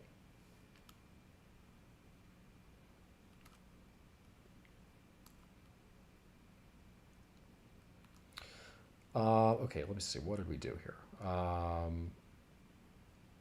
But leave it to the American media to make it like exceedingly negative. This is just news feed here in the U.S. Trump's strikes on Iran could cost American economy as much as $21 billion or something like that. MAGA suck-up defends Trump's non-existent war strategy. Trump humiliated by new poll showing nobody believes his war claims. Like, this is like, we live in a weird time. Like, where our own media is more hostile to the actions of America than, like, our Middle East allies. Like, normally you would not expect Saudi media to be more pro-American intervention in the Middle East than our own media, which seems to just perpetually root for our own downfall. And like, this is the kind of thing where like, we've been in this world of red versus blue politics driving everything for so long, Trump versus anti-Trump stuff for so long, that we have lost sight of like actual shared strategic interests as a nation. People wonder, like, if there were another 9/11, would we react with united we stand signs, or would we just bicker about it through our own domestic political lens? There's a lot of domestic political lens, which in a lot of cases is just kind of nonsensical stuff that is now starting to color like a real sentiment in a lot of the media that is like quite literally against the interests of the country.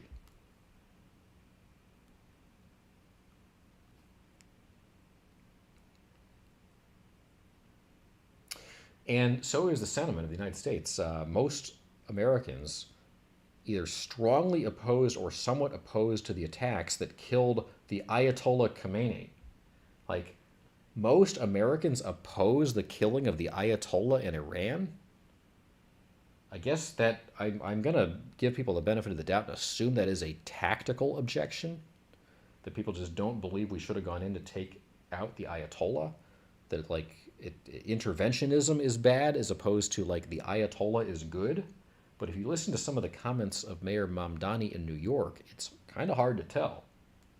39% said they strongly supported or somewhat supported the strikes, but American sentiment seemingly very much against this conflict so far.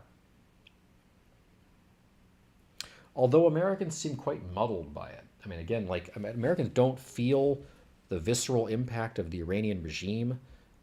Like there hasn't been like a 9/11 perpetrated by Iran that has caused us to like get a whole bunch of like visceral fervor within the country against Iran. Americans don't seem to really understand the rationale for why we've done this. A lot of people object to the notion of America intervening in situations like this at all, especially when we have so many of our own domestic problems. Why are we going and fighting war in the Middle East when we still have people suffering here? That seems to be one of the talking points among Democrats right now. A lot of people hold that view. That was Donald Trump's view for a long time. We shouldn't be intervening internationally because we have our own problems. Meanwhile, maybe it's driving up Donald Trump's approval rating. Norman's pointing out here in the chat. Hard to tell. This is a muddled situation, and it's weird because this is a real big-time international regional conflict. It involves something like a dozen nations now. This is getting to the scale of like one of the biggest international conflicts in recent memory, and yet Americans seem kind of like milquetoast about it. Like, how much do people really care that this is happening? Like, people have some sentiments on it. But people seem a lot more excitable about the death of Alex Pretty in Minneapolis than they do about the American involvement in like a major international war right now. And I think a lot of it's because Americans just can't really figure out what the hell's going on. Was Iran bad, or were they really bad, or were they somewhat bad, or were they okay? Why did we go in and intervene here? Was Iran on the doorstep of a nuclear weapon, or weren't they? Is it justified? Is it not? What's our battle plan here? We don't even really seem to know that. What's the end game? How does this end? Are we taking out the regime? Are we not? There's a lot of unresolved questions here.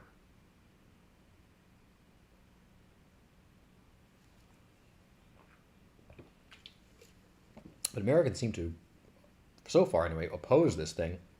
And there are a lot of these kinds of memes on social media.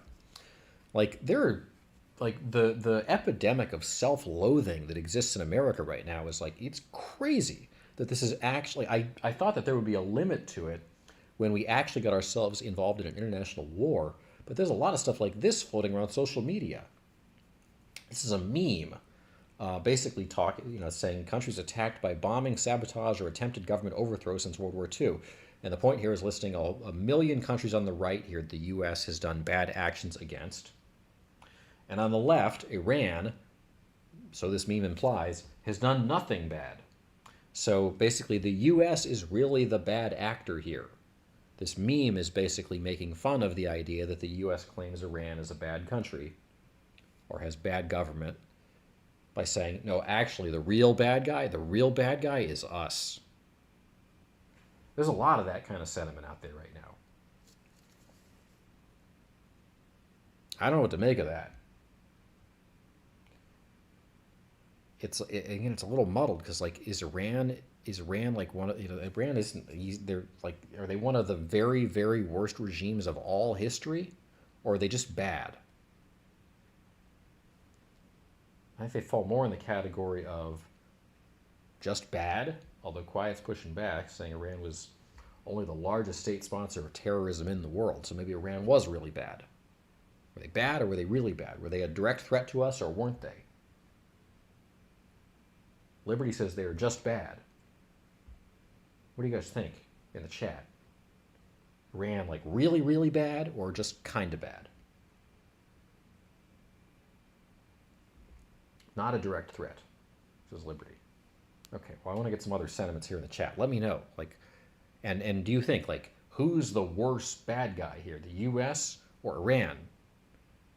And there's like a lot of Americans that seem to believe that America is the worst bad guy here, which is I think as much as Americans may have opposed the war in Iraq back in 2003, especially once it got bogged down in 04, 05, I don't know if there are that many people that opposed the war in Iraq because they thought that Iraq was actually the good guy. That Saddam Hussein was actually the good guy. Jeanette thinks Iran was actually a direct threat. Norman says if you have a military, you might as well use it. Well, it had been a while since, Lockheed Martin and, you know, Northrop Grumman and all the defense contractors had a nice big juicy war to line their pockets with. Hatred is bad, says Coming to Cast. Yeah, but actually it's not always bad. Hatred sometimes is actually very important. Universal empathy is actually a terrible way to go about life, especially when you're running the government of a major country. Empathy as a general principle is good, but not universally.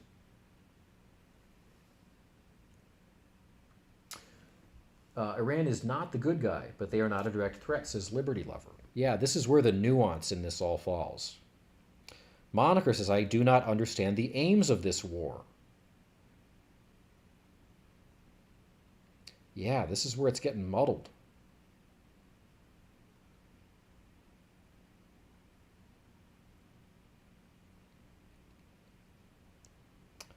U.S. is also doing military activity in Ecuador. Okay, well, we'll have to tackle that one once we finish Iran here.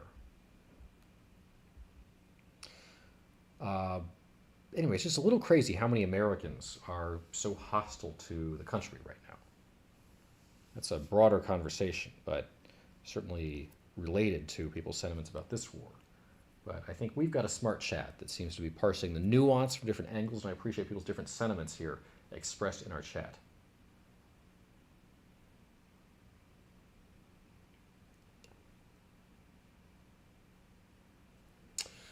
Meanwhile, of course, the Pope, as always, I mean, this is like the Pope has that sort of universal empathy sentiment. Anytime any kind of conflict, whether the conflict is to take out some horrible actor or not, the Pope always just says why can't we just all get along and be peaceful? The Pope is John Lennon, basically. Why can't there just be peace everywhere, and why can't we just not have countries and not have religion and just everybody just get along and be peaceful? Well, because reality doesn't exactly work that way, but it is sort of a nice sentiment. So the Pope's saying why can't we just have peace? Okay, well, nice sentiment.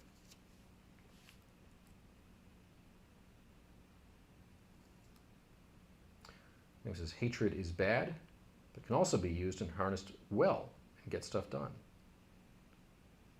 Nightbot agrees. Yeah, Nightbot's a bit of a weirdo. So good for the Pope. Good for the Pope. I don't know what else he's able to say. Meanwhile, yeah, no plans for NATO to join this war. This is kind of typical European activity here.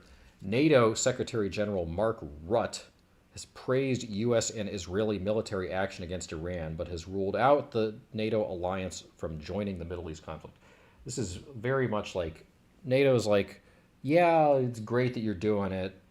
We totally support it. We know it's in our interest too, but help you? No way. No way. We're not going to put any skin in the game on this. It's sort of the European sentiment these days. It is really important what the U.S. is doing together with Israel to degrade Iran's capacity to develop nuclear and ballistic missile capabilities.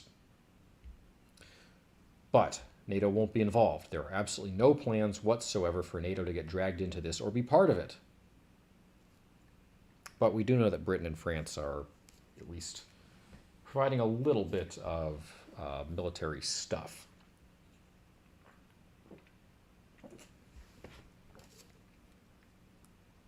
But not surprised. I mean, again, when we went into Iraq in 2003, it was still 34 countries that were part of the coalition, 31, 34, some number like that. This time, just the U.S. and Israel. Meanwhile, the Russians probably think this is a good distraction from what's going on with the pressure of all the world on them and Ukraine, particularly the European powers, and now the Russians may feel the focus is off of them. President Putin can focus again on Ukraine without the Europeans able to say very much at the moment. Remember the case the Europeans made It's that Russia breached international law by invading another country, that Russia launched a war that you chose to launch when it wasn't justified by international law and the UN Security Council resolutions, and now America and Israel have done the same. What's the difference? Well, the difference is like Ukraine versus Iran. But interesting point here. You know, where does the U.S. get off at having the moral high ground when it comes to Russia and Ukraine?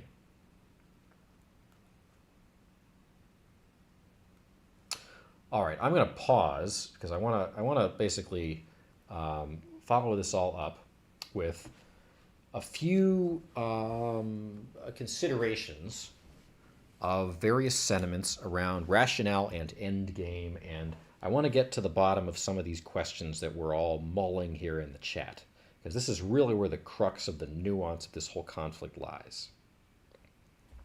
Before we do that, though, I want to do an ad, because we've been talking for an hour and 40 minutes straight. Wow, and we still got a little bit to go. So I said this would be a long and exhaustive deep dive on the conflict, so we're living up to that. So somebody drop a number in the chat, 1 through 15. 1 through 15, if you wouldn't mind, just to do a little bit of an interlude and a pause to kind of break things up here. I do appreciate folks joining us here. Arctic Cockwe, Calming the Chaos, Norman, Liberty Lover, Wild Bill, good to see you. Jerry Carter is with us. Lurky is with us. Spyman hanging out there in the chat. Let's see. Who else is hanging out with us here? Nightbot, always popping in sort of useless comments. Moniker, good to see you as always. Okay, Jack the Ripoff is here.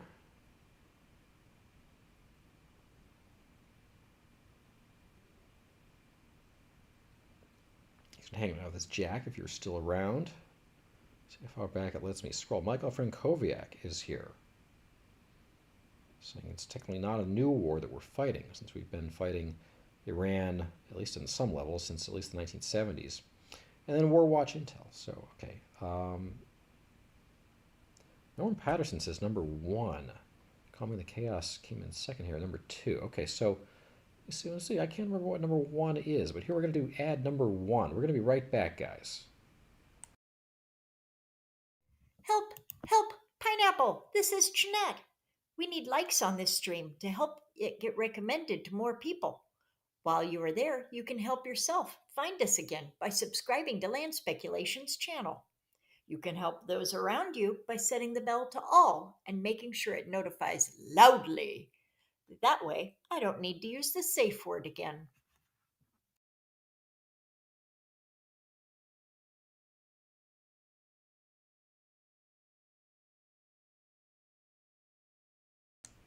All right, we are back here on Land Speculation on YouTube. That was moderator extraordinaire Jeanette. I always appreciate everything Jeanette does here for our channel, as well as the work of our other mods. Quiet Castle, James Games, Moniker. So yeah, guys, you know, do the like and subscribe stuff, as Jeanette said. The description has the link to our Discord, as always. You can always chat with us there and offer your own thoughts. The Duck Fund is our 24/7 Buy Me a Coffee link if you want to contribute to our streams. We appreciate that. You can also drop a super chat if you want to. I always appreciate those here in the chat. And then let's see what else. Okay, we've got the sister channel, Land Ducks International, also linked there in the description as well. Appreciate that. And also, like, I know we're going for a while tonight. This is a deep dive into the Iran conflict, and I appreciate all the comments here in the chat. But it always helps us as well with YouTube if you go in after we post our full videos and you leave like regular comments on the videos. That helps us out with YouTube a lot. And I have seen a lot of people doing that lately, and I do really appreciate that. We're just trying to play the game here in the way that YouTube wants us to play it. Oh, wow, Norman, right on cue. Appreciate that. $2. I can go like what can I get? What can I get for? What was I reading? I could get like a lot of McDonald's hamburgers in 1948 for $2. No, very much appreciate that, Norman. Seriously, really appreciate all the contributions from folks that help support our streams, as always. And when you do contribute like that, and if you have special requests or things you want us to cover in earnest, I will go out of my way to make sure they are accommodated. So please let me know if anything comes to mind. All right. I want to dig back in here for just a little bit longer and talk about a few different angles on this, because I've been reading a lot of stuff the last few days. A lot of stuff, a lot of perspectives on this.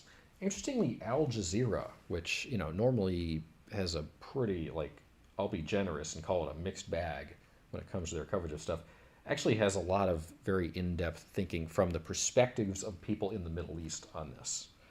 Whereas I think I have found a lot of the Western media coverage on this to be a bit lacking and very focused on the less interesting parts of it.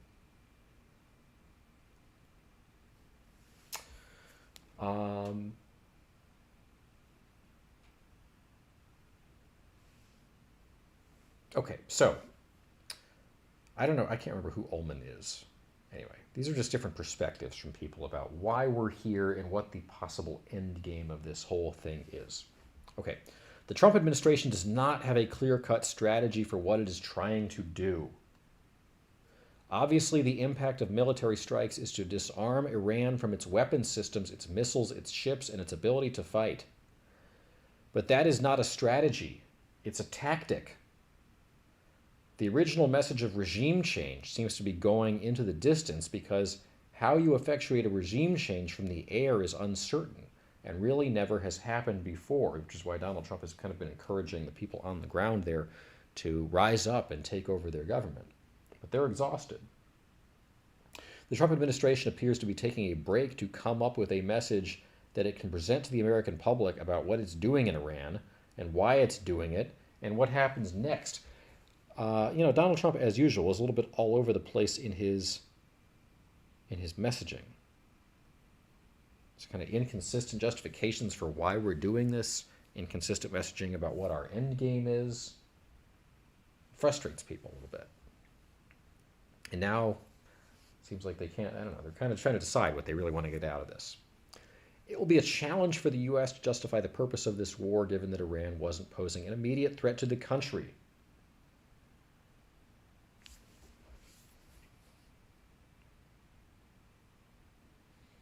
It's sort of an interesting juxtaposition that we're doing dad jokes in the chat while talking about the rationale for like an existential international conflict. That is kind of what we're all about here. Duck and cow jokes while debating whether or not we should be at war with a country of 100 million people. I guess you can't take life too seriously. So we're going to talk about legless cows. Anyway, does Donald Trump know why he's doing this? Did he just like, were we just negotiating with the Iranians and like they were kind of not, they were just jerking us around and Donald Trump's like, screw this, we're going to war. And then after the fact, he's trying to invent the rationale and the end game. Well, Ullman seems to think that Iran is not an immediate threat to the country, but many people disagree. A lot of people, I mean, there's still a majority of our poll here. Majority of the people watching this video seem to believe that this war is justified. So I guess Ullman can go suck it. No, that's kind of over the top. I don't know who Ullman is. Maybe he's a nice guy, but I think our chat would disagree with him. All right. How about this? How about this take? I think the sheer volume of the attacks, as well as the willingness for targeted assassinations of leaders, this really doesn't resemble a strategic bombing campaign as much as it resembles the Israeli operations against Hezbollah after October 7th. So I think what we're going to see is the continued bombing of key installations, key facilities across Iran, key infrastructure, military facilities, And until there is a political organization that is a little more compliant, I think it will keep going. Which is why you can't tell if it's going to be days, weeks, or months. So the premise here is that America is going to sort of like play a bit of a spin the wheel kind of game. That we're just going to keep taking out new leaders that are put in charge of the government until we land on one that we think we can make a deal with that is satisfactory to us. So we didn't really like dealing with the Ayatollah, so we spin the wheel, we kill him. Then I guess now they've decided, and then we kill a whole bunch of other people that we didn't like. Then they decided we're going to put the Ayatollah's son in charge. Well, the Ayatollah's son is now a pretty hardliner too. So that's probably not going to fly. So we're going to keep spinning the wheel. We're going to kill him, presumably. I would imagine we'll try. And we're going to keep spinning the wheel until hopefully somebody lands that maybe is a little bit better. Which is why Donald Trump is telling the Iranian people, you got to get in there and somebody's got to take over this government that's actually willing to make a deal with us that we can accept, which involves getting rid of your damn nuclear program. Otherwise, we're just going to have to keep bombing you into infinity. So I think that's a fairly reasonable take about what's going to happen here. Booger snotballs. Yeah, I agree.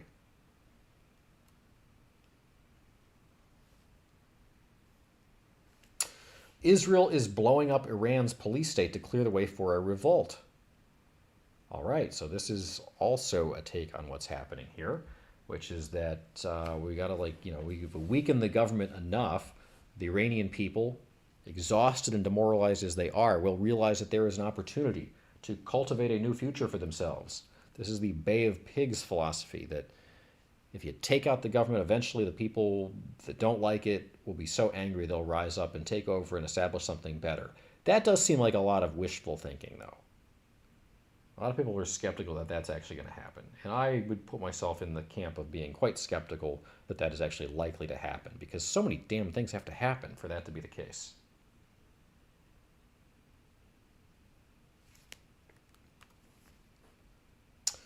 All right, how about this one?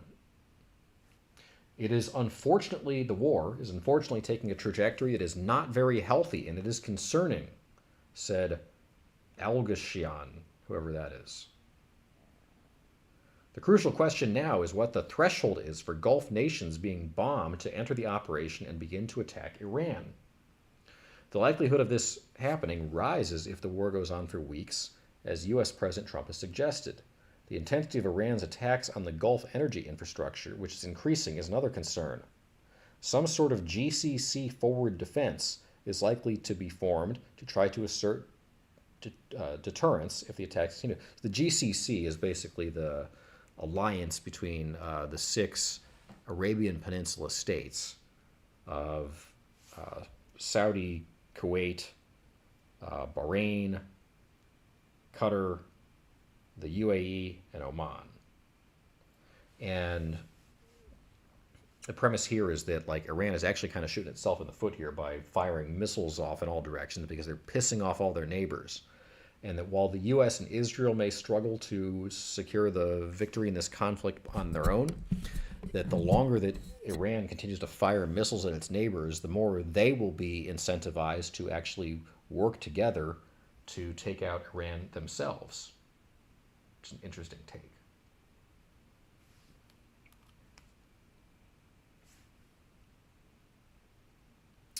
All right. You have to consider that Iranian defense strategy is built on making homemade, very cheap in comparison to Western air defense, missiles and other capabilities, very cheap missiles or drones. So if this war becomes any longer, I think it would be in benefit of Iran, says Alizadeh, who also noted that although Trump said he was preparing for 4 or 5 weeks of war, the Israeli-U.S. 12-day war on Iran last June shows that every passing day will become more difficult for the Israeli people. And then we have to see whether Israel and America, in the moment that they are running out of anti-air missiles and other forms of protecting Israelis and other American bases, are they willing to pay the cost or not? Basically said that Donald Trump and Israel have failed to grasp how resilient the Iranian government is. Basically, the premise here is that everything Israel and America are doing costs a lot of money, and that America and Israel have limited patience, limited money, and limited resources, and that Iran is actually like really crafty and resilient, and this is like fighting a guerrilla war because their homemade missiles and other capabilities are very cheap. And they can keep firing cheap missiles after missiles after missiles after missiles, and eventually they will wear down the US and Israel. And Iran maybe has the ability to kind of win this conflict. Maybe. That's a sentiment. And I don't know, a lot of Americans seem a little worried about that. Like, what's the end game here? If Iran continues just firing missiles everywhere all the time, like, the U.S. is eventually going to get cold feet about this whole thing. And sleeper agents. They get the Hezbollah and ISIS and everybody all riled up, and suddenly terrorist attacks start percolating. I mean, Iran could, Iran's got a chance here. But conversely, the U.S. says Iran's ability to strike back is declining. Iran has launched more than 500 ballistic missiles, more than 2,000 drones in retaliation for the U.S. and Israeli strikes. But Iran is facing a lingering launch capability due to the ongoing attacks on its missiles and launchers. We are seeing Iran's ability to hit us and our partners is declining, while our combat power, on the other hand, is building. Operational assessment is that we are ahead of our game plan, so says Cooper, the CENTCOM chief. So while Iran may be firing missiles off in all directions, they are actually, this is sort of a flailing last gasp, and the more the U.S. and the Israelis take out the Iranian missile defense capabilities, the less Iran will be able to do that, and the more firepower the U.S. moves into the region, the more we'll just slowly begin to overwhelm them.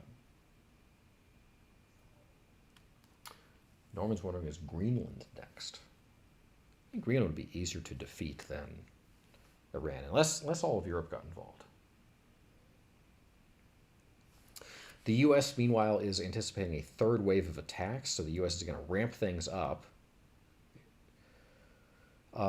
So there have been waves of attacks by the Americans so far, but the next wave, the wave that's coming tomorrow, the third wave, will be the biggest one yet, and we're hyping it up. So the U.S. is continuing to move military hardware into the region, that we basically started this thing before we were fully ready, and that we're going to move ships, planes, and more soldiers into the region and carry out more operations that are bigger and bigger and bigger and bigger. So we're just going to keep scaling this up and scaling this up. And the Iranian abilities to defend themselves are going to continue to scale down and scale down and scale down and scale down, and eventually the U.S. will just overwhelm them. And then what? Then what happens?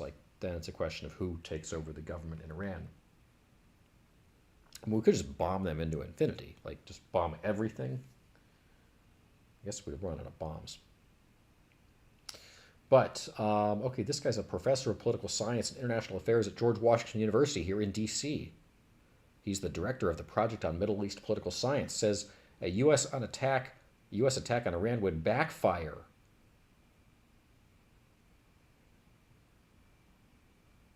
So he's saying that, the U.S. is attacking Iran to try to motivate anti-regime protesters, but in fact may end up just pissing them off and emboldening the Iraqi regime.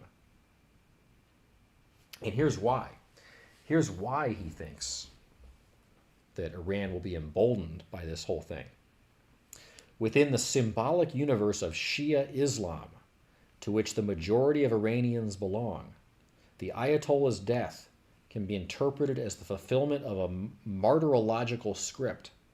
Death at the hands of perceived enemies of Islam can be framed as redemptive passage rather than defeat. It is not a bitter collapse, as is the case with other Middle Eastern rulers who were ousted or killed.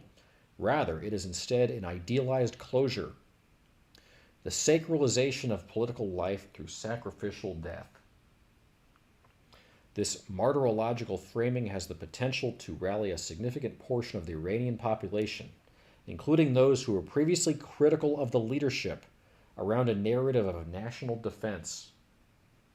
By transforming a fallen leader into a martyr of foreign aggression, the state can trigger a surge of nationalist cohesion and deep-seated resentment toward external intervention, potentially unifying the security forces and traditionalist sectors of the society in a way that proponents of regime change did not anticipate.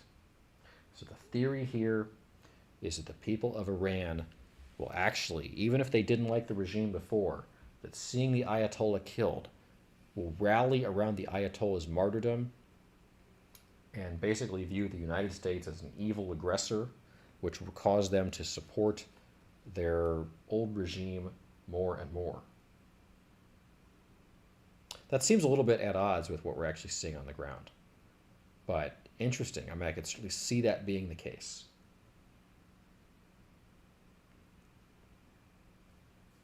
Okay, and then I want to share kind of one final, I think it's a trio here. Just a little bit of a word of warning to the United States as we go through this conflict. I think people in the chat have talked about the fact this is a culture, it is a country that we don't really fully understand as Americans. And that poses a lot of risks to us. The elements of Iran's ancien regime, specifically hardline cadres within the IRGC, the Revolutionary Guard, who perceive any new order as an existential threat to their lives and assets, are unlikely to disappear or merge peacefully, which is what Trump seems to be assuming. The Trump administration appears to hope that the Iranian civilians will just rise up and take over the government.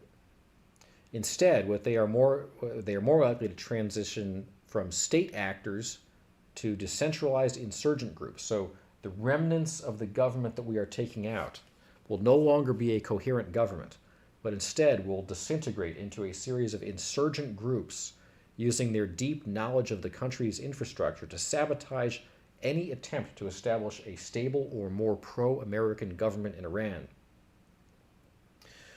There will be social fragmentation. Iran possesses a level of ethnic and linguistic diversity greater than that of the average Middle Eastern country. In the absence of a central authority, and with security leadership currently targeted, the risk of state fragmentation in Iran and the rise of various militias should not be underestimated. In the worst-case scenario, internal turmoil is likely to follow the fault lines of existing grievances. In the borderlands, long simmering insurgencies among the Baloch, Kurd, and Arab populations could escalate into full-scale separatist conflicts as central control diminishes. In major metropolitan centers, the collapse of a unified security chain may lead to localized upheaval, where rogue militias acting without orders compete for control over neighborhood resources. Simultaneously, a violent war of the elites is inevitable, as the remaining military and political heavyweights would struggle to fill the vacuum of the leadership, potentially turning the state's own institutions into battlefields of succession. In recent weeks, the saying, "a bitter ending is better than endless bitterness," has been invoked by some to justify foreign military intervention in Iran. Such perceptions seem to rest on the belief that a quick resolution can be achieved through military means. However, as the data from Iraq, Libya, and Afghanistan confirm, war outcomes in Iran are not linear. They are catalysts for unpredictable and protracted deterioration. While the death of the Ayatollah Khamenei marks a symbolic end to an era, history suggests that the expected value of such a violent rapture is often a path of chronic instability and institutional erosion rather than institutional renewal.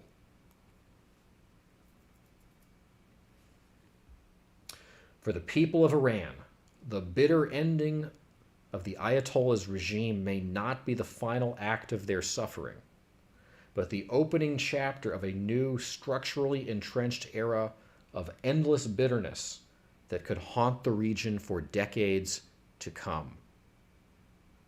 This written by somebody who understands Iran innately on the ground.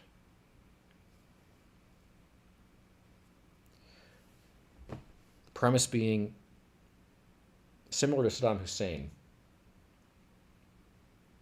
You may not like what you had, but what you had was at the very least stable and coherent.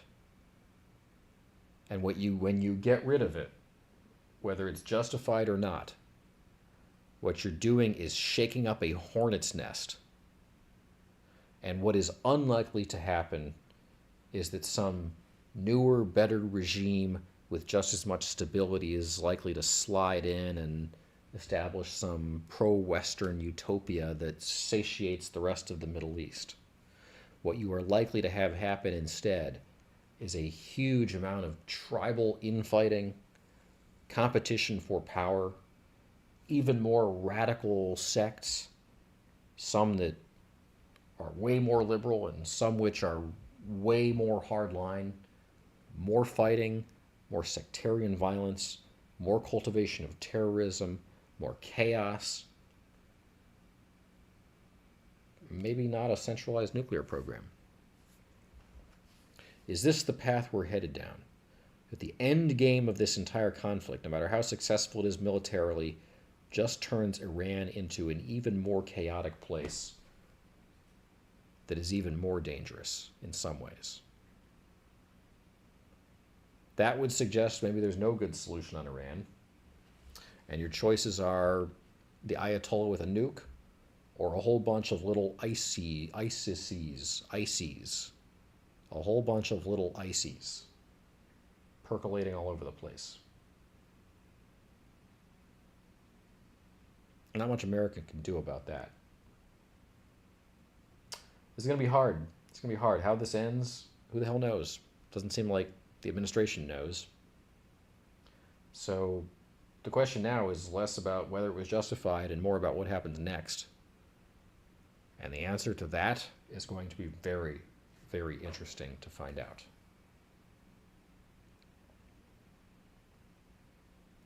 All right. Sometimes we do deep, serious streams, and then we got to come back with something lighter because I feel like we exhausted everybody with a bunch of seriousness inside that. So tonight we did a whole bunch of seriousness on Iran.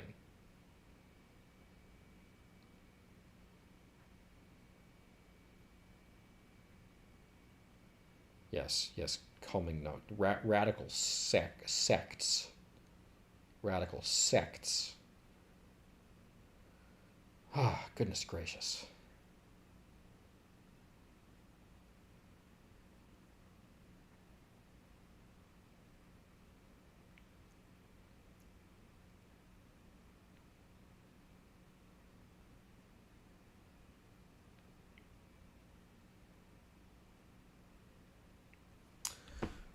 Guys, if you haven't dropped a like or subscribed on the stream, I'd appreciate if you would do that. The likes help us out with YouTube. The subscribes help you guys know when we're on.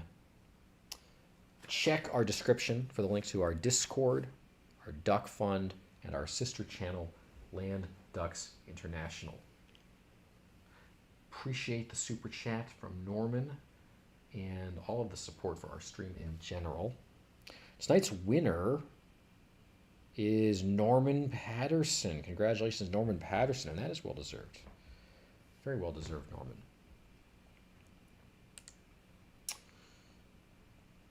Let's see if I turn. I have way too many layers that I'm grappling with here. All right, okay. Here's our chat. The winner, winner is Norman Patterson. Excellent job. 3 whole cents. Very good. Thoughts on the war? Here's where we have landed at this point in our chat. Fully justified. Go get them. 59%. The war is fully justified. Ridiculous. No reason to do this. 24%. That is a pretty split decision. For our channel, it's a pretty split decision.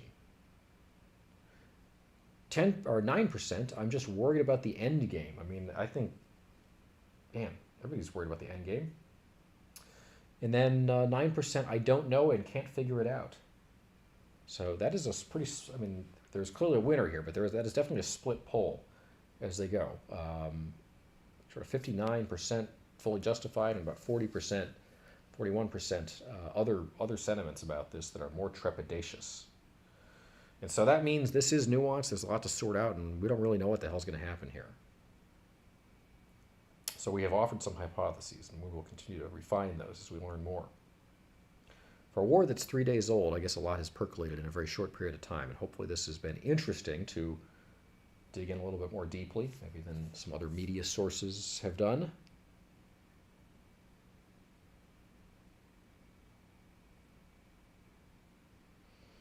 Well, we'll have to get lighter and more fun again in the coming days, depending how. I mean, this is a big, serious war thing, so I want to take that seriously. But we'll also do some silly stuff, I think, in the coming days. If anybody has particular thoughts or ideas about things they want to see us make sure to tackle on upcoming streams, I really appreciate that kind of input. That kind of stuff helps me out a ton, because a lot of times I sit there and I'm like, I don't know what to stream about today. And the reason we don't stream is because I don't know what to talk about. So if you guys can help me figure it out, I appreciate it.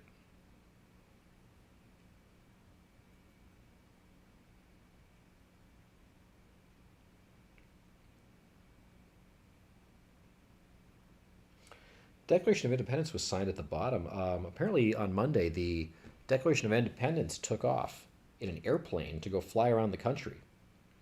If anybody was alive during the bicentennial in 1976, there was the famous Freedom Train that traveled all across America with a whole bunch of stuff.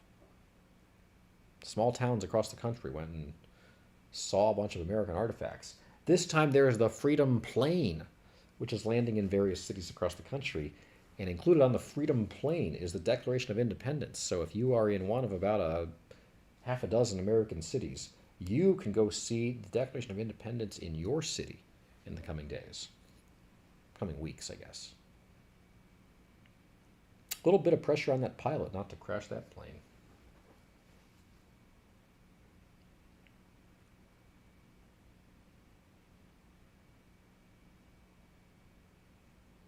Calming the Chaos went to the Freedom Train in 1976. Cool beans. How was it? Was it exciting? Was it kind of lame? Was it great? Was it like the coolest thing in your life?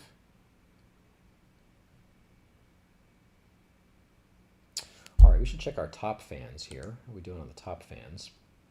Number 1, Norman Patterson. Number 2, Liberty Lover. Number 3, Spyman. Those all seem pretty well deserved. Excellent job. Number 4, Moniker. Number 5, Wild Bill. 6, Lurky. 7, Logan. 8, Calming the Chaos. 9, Arctic Cockwe. 10, Jerry Carter. 11, Michael Frankowiak. 12, Jack the Ripoff. 13, James Games. And 14, Warwatch Intel. It's always a little bit random how many people show up in the top fans. I don't know why. But now you know your number. So you can do better the next time. Unless you're happy with your number, in which case do exactly what you did this time. Or you don't care, which is totally reasonable since it doesn't matter at all.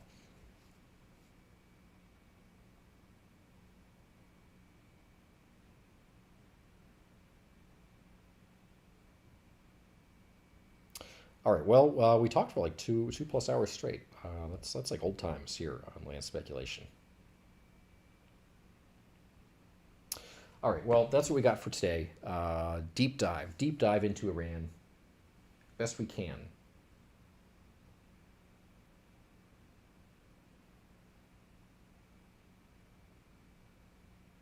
A lot of things rhyme with Iran. Do a little riff on Iran. I've been contemplating that for a while. Did I say thanks to our mods? Well, thanks to our mods as always. You know, I do appreciate everything they do for us. All right, well, that's what we got for tonight, guys. I appreciate it. Don't be strangers. We will be back. And we'll do some streams where we do even more comments, because sometimes we get rambling and we don't do as many comments. Sometimes we'll get back and we'll do a more interactive stream. So, that's what we got for now. Don't be strangers. We'll be back. This is Land. That ain't just speculation. For now, I hope you all have a good night.